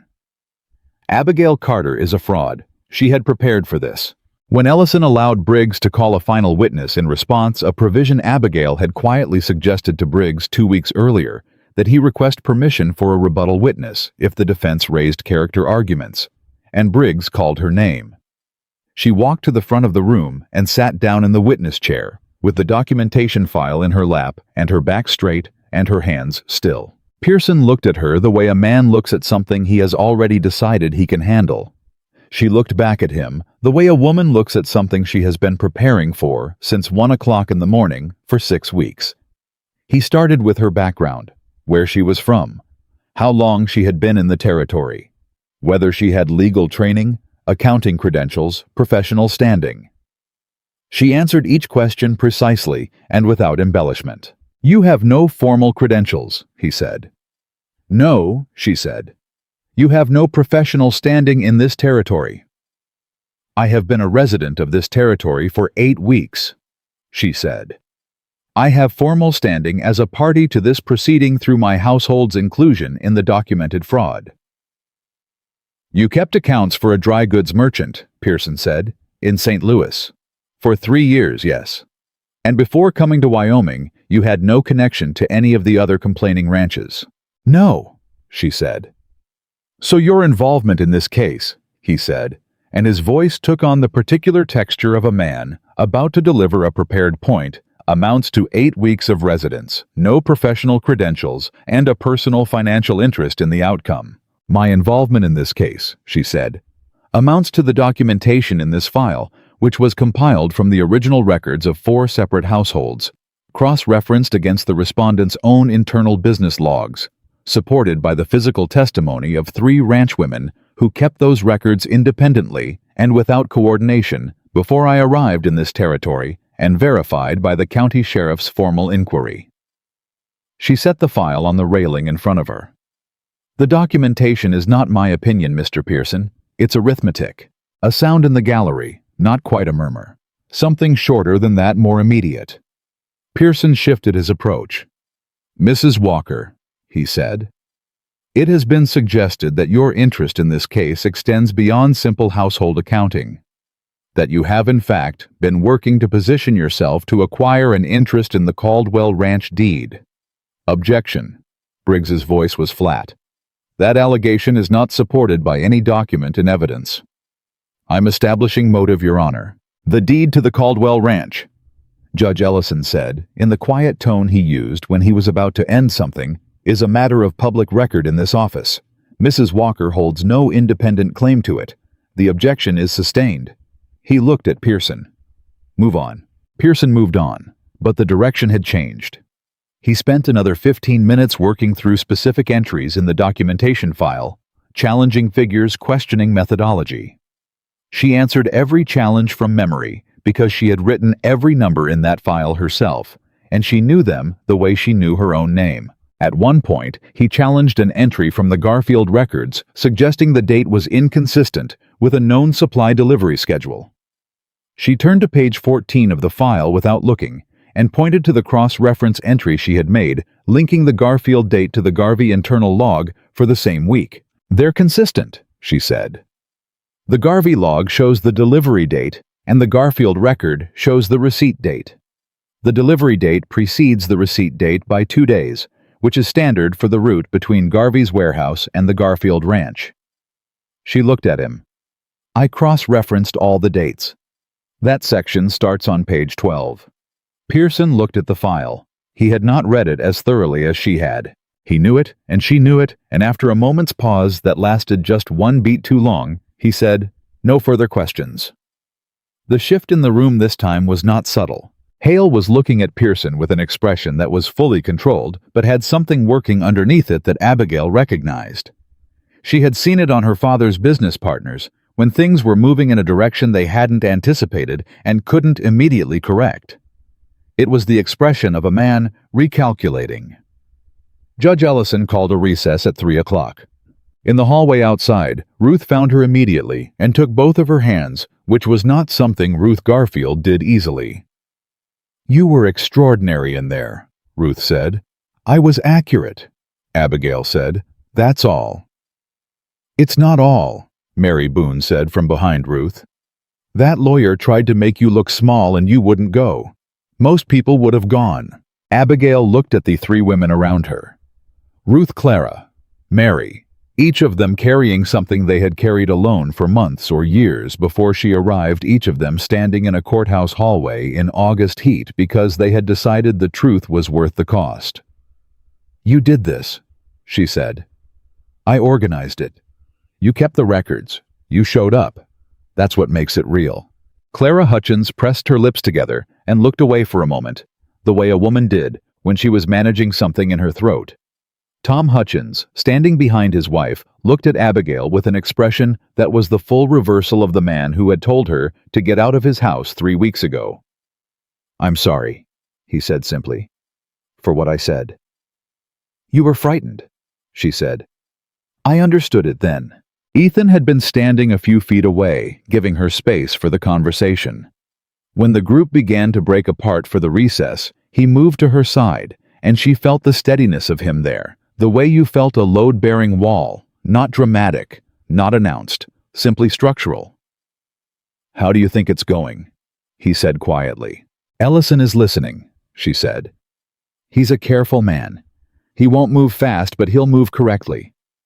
She paused. "The gallery concerns me more than the proceedings at this point." "Why?"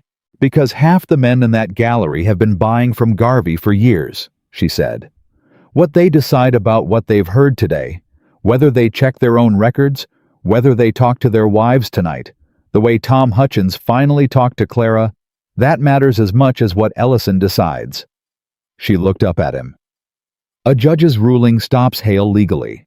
What the town decides stops him completely." Ethan was quiet for a moment. "You're thinking 3 steps ahead again," he said. "I'm always thinking 3 steps ahead," she said. "It's the only reason I'm still standing." He looked at her with that expression she had been learning to read over 8 weeks, the one that she still didn't have a word for, but had stopped trying to translate into something less than what it was. "You've always been standing," he said. "I've never seen you otherwise." The afternoon session was shorter than the morning. Ellison worked through the remaining documentation with methodical efficiency, asked Briggs 3 specific clarifying questions about the Aldrich letter, and asked Pearson whether Hale wished to present any counter-documentation regarding the billing discrepancies. Pearson conferred briefly with Hale.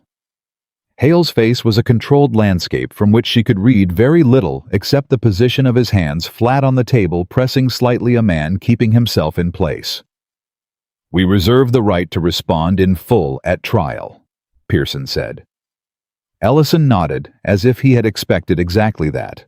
Based on the documentation presented today, Ellison said, "This court finds sufficient grounds to proceed to formal trial on charges of systematic supply fraud against Thomas Garvey, and to refer the matter of Victor Hale's potential coordination to the county prosecutor's office for independent review."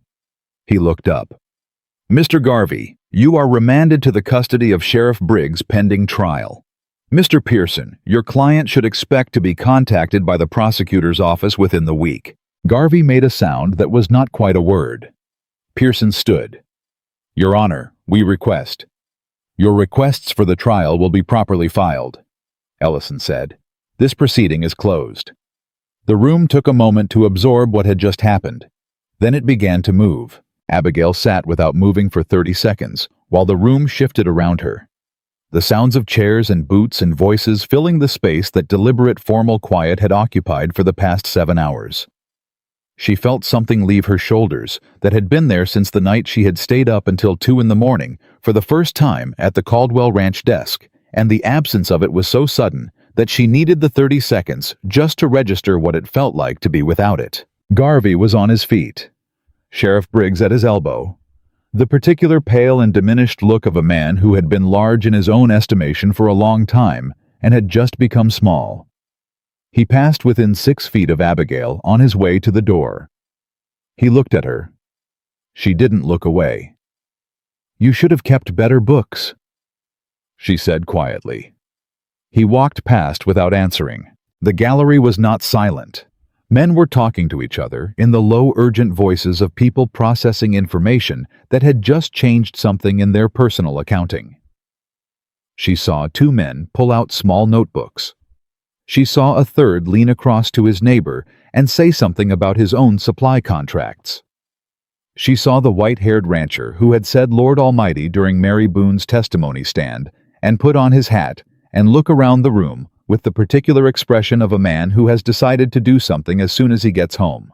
Ruth Garfield appeared at her shoulder. "Harold is going to have a difficult evening," Ruth said. The dryness in her voice was absolute. "He came in during the afternoon session. He was sitting in the back." Abigail looked across the room. Harold Garfield was near the door, a heavy-set man with the look of someone who had believed he was watching a sure thing go a particular way and had watched it go the other way instead. He saw Abigail looking at him. His jaw moved. He turned and went out the door. "He'll come around," Abigail said. "Give him time." "He'll come around," Ruth agreed, "because he has no other option." Victor Hale left the courthouse without looking at anyone. Pearson walked close behind him, talking quietly. Hale's back was straight, and his pace was even, and he had the practiced composure of a powerful man absorbing a setback with the intention of responding to it on his own terms. He would respond. She had no doubt of that. But the terms had just changed. What had happened today wasn't the end of him.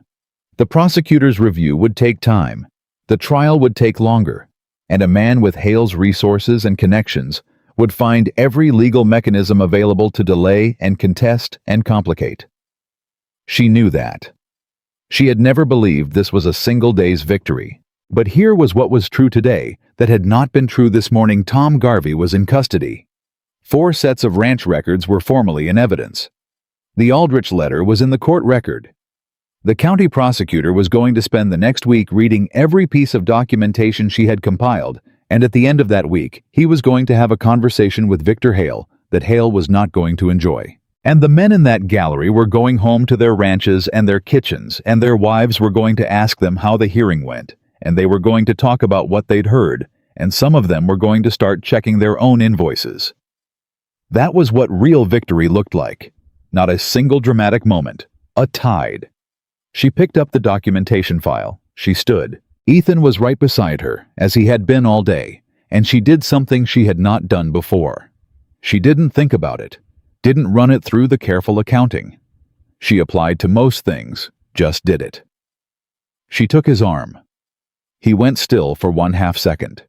Then he put his other hand over hers briefly, with the same economy of gesture that marked everything he did not, dramatic, not excessive, entirely real. They walked out of the courthouse together into the August heat. The town of Hartwell was on both sides of the street. some still gathered from the hearing, some having come out of shops and offices to see what the commotion had produced. Faces she recognized from the day she had arrived: the red-faced man with the cattleman's hat, the woman who had called her a fraud at the market, the merchant who had avoided her eyes. She did not look at them with triumph. She looked at them with the same lifted chin she had carried into this town on a July morning when she had $14 and every reason to believe this place was going to break her the way it had been designed to.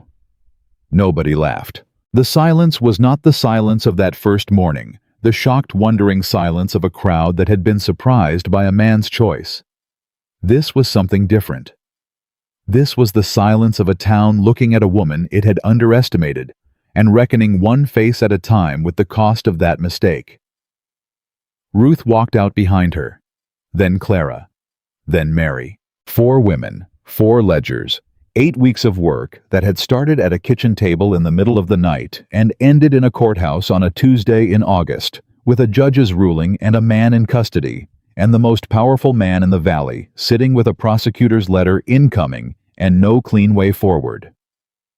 Abigail walked to the end of Main Street without stopping. Not away from the town. Through it. There was a difference, and she felt it with every step, and she held onto Ethan's arm, and felt him steady beside her, and she did not stop, and she did not look down. The prosecutor's letter arrived at Victor Hale's office on a Thursday morning, and by Thursday afternoon, the entire town of Hartwell knew about it, because that was the nature of Hartwell, and because some pieces of news moved faster than others. Abigail heard about it from Mary Boone, who had heard it from the postmaster's wife, who had been standing near enough to Pearson's office window to catch the tone of the conversation happening inside, even if not the specific words. The tone apparently had been enough. Pearson was shouting, Mary said, sitting at Abigail's kitchen table with a cup of coffee going cold in front of her. The postmaster's wife said she hadn't heard Pearson raise his voice in 15 years of knowing him. Good, Abigail said. She also said Hale left the office without his hat, Mary said. First time anyone in this town has seen that man leave anywhere without his hat. Abigail set down her own cup. A man who forgot his hat was a man whose composure had cracked somewhere it didn't show on the outside. She filed that away. The weeks following the hearing moved with the particular quality of time that comes after a long effort, not slow exactly, but differently weighted. The formal proceedings had their own calendar, their own grinding pace, and Abigail had accepted that pace as something she couldn't change, and therefore wouldn't spend energy resisting. She worked on what she could control. She finished organizing the documentation for the prosecutor's review. She wrote out clean copies of every cross-reference, every calculation, every annotated entry, so that a man reading it for the first time could follow it without her there to explain. She also kept running the ranch. This was not incidental. The ranch was why she was here, and it was where she spent most of her days. The kitchen, the accounts, the morning rounds that she had taken over from Denny so thoroughly that he now brought questions to her before he brought them to Ethan. The Caldwell Ranch had a rhythm to it that she understood, and the understanding had grown in her the way things grew in good soil quietly and steadily. Until one morning, you looked and there was more of it than there had been. Ethan noticed. He noticed in the specific way he noticed everything, without announcing it, without making a production of it, but with a consistency that told her the noticing was real. One morning in early September, he came in from the north pasture to find her at the desk working through the revised supply contracts she had negotiated with a new supplier out of Cheyenne. Better prices, accurate quantities, a contract she had drafted herself with language that would survive scrutiny, and he stood in the doorway for a moment before he said anything. "That's the Hendricks contract," he said. "I updated the delivery schedule," she said. "The original terms had us paying for November delivery, but the route from Cheyenne takes 4 days in good weather and 6 in bad. By November, the weather isn't reliably good." She turned the page toward him. "I pushed it to late October. Same price, better margin on the timing." He looked at the contract. Then he looked at her. "You've been here 10 weeks, he said. 11, she said. "And you know this territory's weather patterns well enough to renegotiate a supply contract." "I asked Denny," she said simply. "He grew up here. He knows when the passes start to close." Ethan was quiet for a moment. "Denny's been here his whole life, and it never occurred to him to push the delivery date." "Denny didn't have a reason to think about it," she said. "I did." He sat down across from her, which he did sometimes now in the evenings, the two of them at the desk by lamplight, working through whatever the ranch needed. And she had stopped noticing it as a specific thing, and started accepting it as the shape of the day. "The prosecutor sent a request for supplemental documentation yesterday," he said. "I know. I've already started pulling it together." She didn't look up from the contract. "He wants the Hutchins records from the second half of last year. Clara organized them last week." "When were you going to tell me?" She looked up at him then. "I'm telling you now." Something moved at the corner of his mouth. Not quite a smile, getting closer than it used to. The supplemental documentation went to the prosecutor's office the following Monday, hand-delivered by Abigail, because she did not trust important paper to a messenger when she could carry it herself. She sat in the prosecutor's outer office for 40 minutes before his clerk told her she could leave it with him, and she told the clerk pleasantly and without room for argument that she would wait. She waited an hour and 10 minutes. The prosecutor, a methodical man named Garrett with ink-stained fingers and the careful eyes of someone who had learned that documents lied less often than people, came out himself eventually and looked at her the way Briggs had looked at her that first day, assessing, recalibrating. "You wrote these cross-references," he said. "Yes." "The date reconciliations in Section 4. "Yes." He looked at the file in his hands. "I've been doing this work for 14 years, he said in the tone of a man making an observation rather than a compliment. "I've never had a lay witness submit documentation at this level of organization." "I had good records to work with," she said. "The women who kept them did the essential work." "You organized it," he said. "Someone had to," she said. He looked at her for another moment. "Mrs. Walker, are you aware that what you've put together here potentially implicates not just Garvey and Hale, but the Aldrich accounting firm and possibly 2 members of the county land committee?" She had been aware of this since the night she first identified the Aldrich connection. She had simply not put it in the file until she was certain of what she had. "I'm aware," she said. "This is considerably larger than a supply fraud case." "Yes," she said. "It is." Garrett closed the file. He looked at her with an expression that had moved past assessment into something that was almost but not quite respect, the version of respect that comes before a man is ready to fully commit to it. "I'll need you available for questions," he said. "Potentially through the end of October." "I'm available," she said. She walked out of the prosecutor's office into the September morning and stood on the boardwalk for a moment and felt the particular quality of a thing that has grown larger than you planned for and is now beyond your ability to manage alone and has to be trusted to the processes you set in motion. She had set this in motion. Now it moved. The trial of Thomas Garvey opened on the second Tuesday of October and lasted 4 days. Abigail was called to testify on the third day, and she sat in the same witness chair she had occupied during the inquiry hearing and answered every question with the same flat, documented precision. And when Garvey's defense lawyer, a different man from Pearson, cheaper, less polished, tried the same character attack that Pearson had tried in August, she turned to Judge Ellison before the lawyer finished his sentence and said, "Your Honor, this argument was made and overruled in the inquiry hearing. I'd like to refer the court to that record." Ellison looked at the defense lawyer. The defense lawyer moved on. On the morning of the 4th day before proceedings resumed, a clerk appeared at the door of the courthouse and handed a folded note to Briggs. Briggs read it, and his face did something that it rarely did, which was to show something unexpected. He crossed to where Abigail and Ethan were sitting and held out the note. She read it. Thomas Garvey had, through his lawyer, agreed to a full confession in exchange for a reduced sentence. The confession named Victor Hale as the architect of the billing fraud scheme across 9 ranches in the territory not 49, and named David Aldrich as the accountant who had designed the billing structure and maintained the concealed income records. 9 ranches. She had found 4. There were 5 more she hadn't reached. Ethan was reading over her shoulder. She felt his breath change. 9, he said very quietly. 9, she said. The number sat between them for a moment, with the weight of all the ranch kitchens. It represented all the women who had been told they were miscounting all the winter grain that had run out 3 weeks early, while their husbands told them to recheck their math. He was going to own this entire valley, Ethan said. He almost did, she said. Victor Hale was arrested on a Friday morning in mid-October on the street in front of his own brokerage by Sheriff Briggs with 2 deputies. Abigail was not there to see it. She heard about it from Denny, who had been in town for supplies and had come back riding faster than he usually did. The whole street stopped, Denny said, still slightly out of breath at the kitchen table.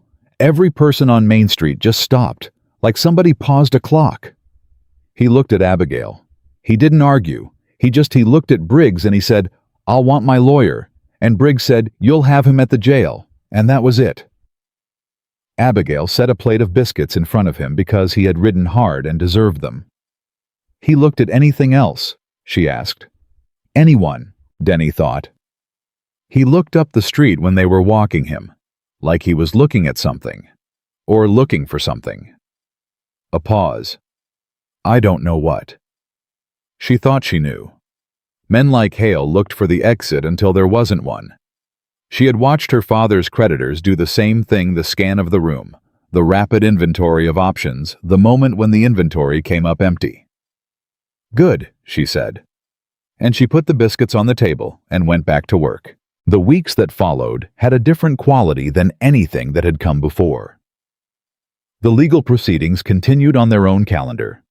Garvey's sentencing, Hale's arraignment, the slow unfolding of the Aldrich investigation, and Abigail participated where she was needed and released where she was not. She had spent 3 months building a case. She was not going to spend the rest of her life tending it. There was a ranch to run. The fall cattle sale went through a new broker out of Cheyenne, a man named Alcott, whom Ethan had known for years and trusted, who had no connection to Hale's brokerage and graded the Caldwell lot fairly. The number came back well above what Hale's man had offered in July, and when Ethan showed Abigail the payment receipt, she did the arithmetic in her head and told him they would make the October bank payment with enough left over to begin repairs on the east pasture fencing. All of it, he said. All of it, she said. And if the Cheyenne sale holds next spring, you can look at expanding the breeding stock back toward pre-drought numbers. He was quiet for a moment, holding the receipt. Robert Caldwell bought this land in 1861, he said. He worked it for 26 years. I've been foreman here for 8 of them. He set the receipt on the desk. There were 3 times in the last 2 years I didn't think it was going to make it. It made it, she said. You made it, he said. She started to say something practical, the usual deflection, the redirection toward shared credit or circumstance, and then stopped, because she was in fact tired of making herself smaller than she was, and she had earned the right to stop. We made it, she said instead. That's true, but yes, I helped. He looked at her across the desk with that expression she had finally, after 3.5 months, found a name for. It had taken her this long because it was not an expression she had seen directed at herself before, and she had needed time to recognize it without the interference of doubt. It was the expression of a man who had found exactly what he was looking for and was not going to pretend otherwise. Abigail, he said. Ethan. I need to say something. Then say it, she said. He stood from his chair and came around the desk, and she turned in her chair to face him, and he crouched down to be at her level in the particular way of a man who wants to make sure he's looking at you straight. The morning I chose you, he said. I did it because you didn't look at the ground. I told you that. That was true. He paused. But that was the beginning of the reason. It's not the whole reason. She waited. I chose you because I was tired of a life that was only about surviving, he said. The ranch, the drought, the bank payments. I'd been keeping this place alive for 2 years, and I was doing it alone, and I was doing it without any sense that it was for something. His voice was low and entirely steady, the way his voice was when he meant everything he was saying. And then you came off that wagon, and they started laughing, and you lifted your chin, and I thought, that's someone who understands what it means to do a hard thing, and refuse to let it break you. She said nothing. There was nothing to say yet. I didn't know you, he said. I want to be honest about that. I didn't choose you because I knew you. I chose you on a single morning's worth of evidence. He paused. But every day since then it's been more than surviving. It's been like the ranch is alive again, not just keeping the fences up. Actually, alive. He looked at her directly. You did that. You let me, she said. Her voice was steadier than she felt. I'd like to keep letting you, he said, for a long time. If that's...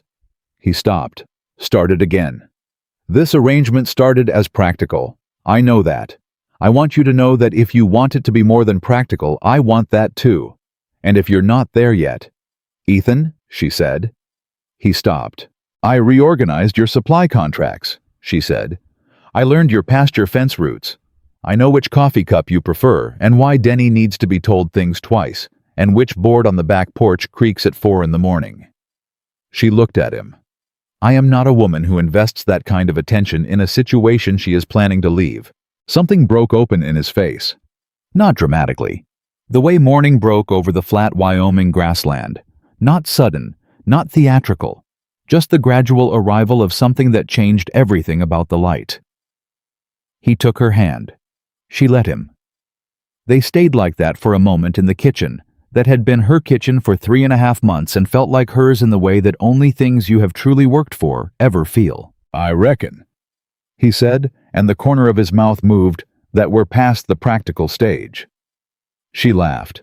It came out of her unexpectedly real and full, and it surprised her as much as it seemed to surprise him. And then he was smiling, a full, unguarded smile that she had not seen on his face before, and that changed it completely. And for a moment, they were just two people in a kitchen in October, laughing at something that wasn't quite a joke, but was true. November came with a cold front that moved through in 2 days and left the mornings sharp and the sky a hard, clear blue. The Caldwell Ranch had new fencing along the east pasture, a replenished larder, a signed contract with Alcott's brokerage for the spring sale, and 2 new ranch hands Ethan had hired from a family that had settled 12 miles west. Hale's trial was set for January. Abigail's documentation had been submitted in full to the court record. Garrett had told her in the flat professional tone of a man who expressed satisfaction only in technical terms that her cross-referencing had made the prosecution's preparation faster by at least 6 weeks. She had said thank you and meant it and gone home. Ruth Garfield rode over on the first Saturday of November with a pan of apple cake, and the news that Harold had, after 6 weeks of pointed silence on the subject, finally sat down with his own supply invoices. He had found discrepancies going back further than Ruth's records covered. He had driven to Briggs's office on his own without Ruth asking him and submitted them. He didn't tell me he was going, Ruth said. I found out because Briggs' deputy came by to verify dates. She paused. Harold came home that evening and sat down at the kitchen table and said, "You were right." Just like that. 3 words. How did that feel? Abigail asked. Ruth considered the question with the seriousness it deserved. Like 19 years of patience paying out all at once, she said. Which is both satisfying and slightly exhausting. Abigail laughed and Ruth smiled, and they drank coffee at the kitchen table while the November wind moved against the windows, and it was ordinary, and it was good. Clara Hutchins sent a letter the following week. The bank had withdrawn the demand on the Hutchins note, a direct consequence Garrett had explained of the proceedings against Hale, which had frozen several of his financial instruments, pending the investigation. Tom Hutchins had written to Ethan separately. 3 sentences, the kind of letter a man wrote when he had more to say than he knew how to put on paper. And the 3 sentences carried the weight of all of it. Mary Boone came by on a Wednesday, with her own news. 2 of the 5 ranches from Garvey's confession that Abigail hadn't known about had contacted Briggs independently after the arrest. Their wives, Mary said, had heard what had happened and checked their own records and sent their husbands to the sheriff's office with what they found. Their wives, Abigail said. Their wives, Mary confirmed. Always is, isn't it? On a Saturday evening in late November, Abigail was at the desk finishing the last entries of the month's accounts when Ethan came inside and set 2 cups of coffee on the desk and stood for a moment without sitting. "Come outside," he said. She looked at him. "The accounts can wait 10 minutes," he said. She put down the pen and went.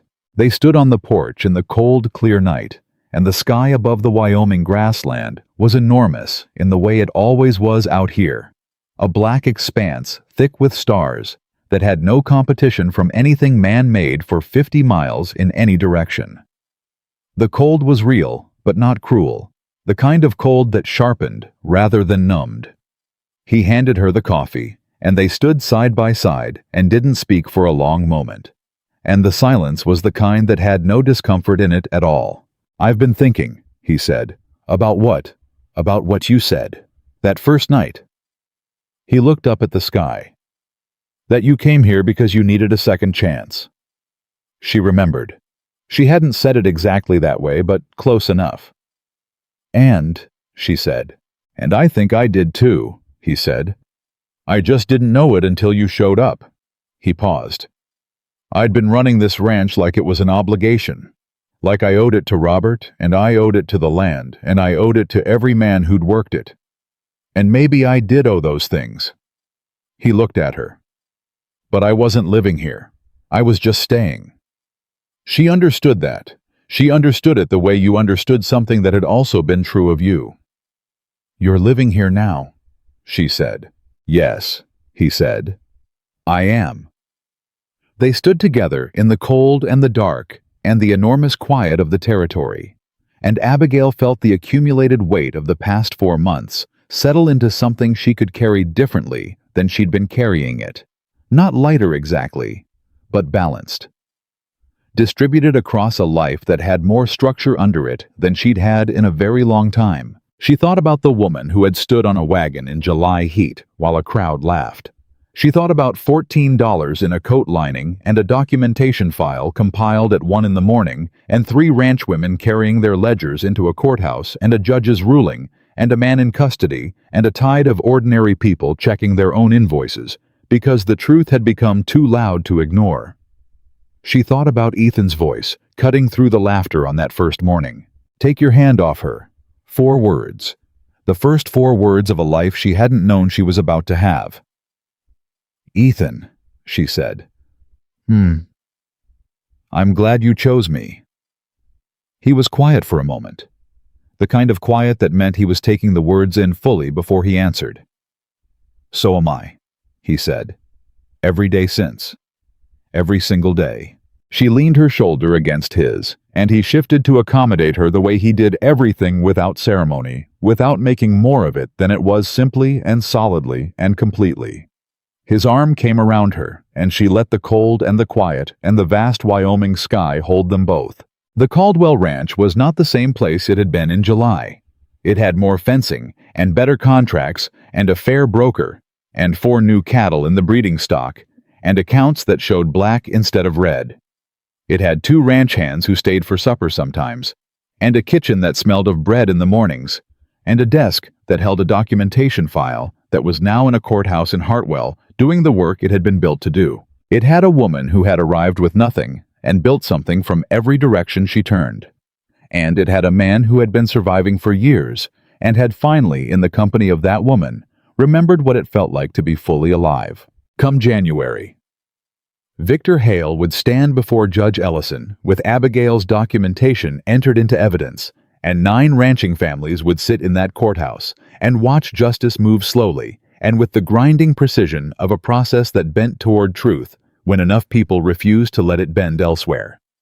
Hale's empire would not fall in a single day, but it would fall piece by piece, transaction by transaction, the way it had been built methodically from the ground up by people who paid attention to the numbers. But that was January. Tonight was November, and the stars were out, and the coffee was warm, and the ranch was alive, and Abigail Carter, who had come west with $14 and a lifted chin and the absolute refusal to be broken by a world that had not yet given her a fair accounting, was exactly where she had earned the right to be.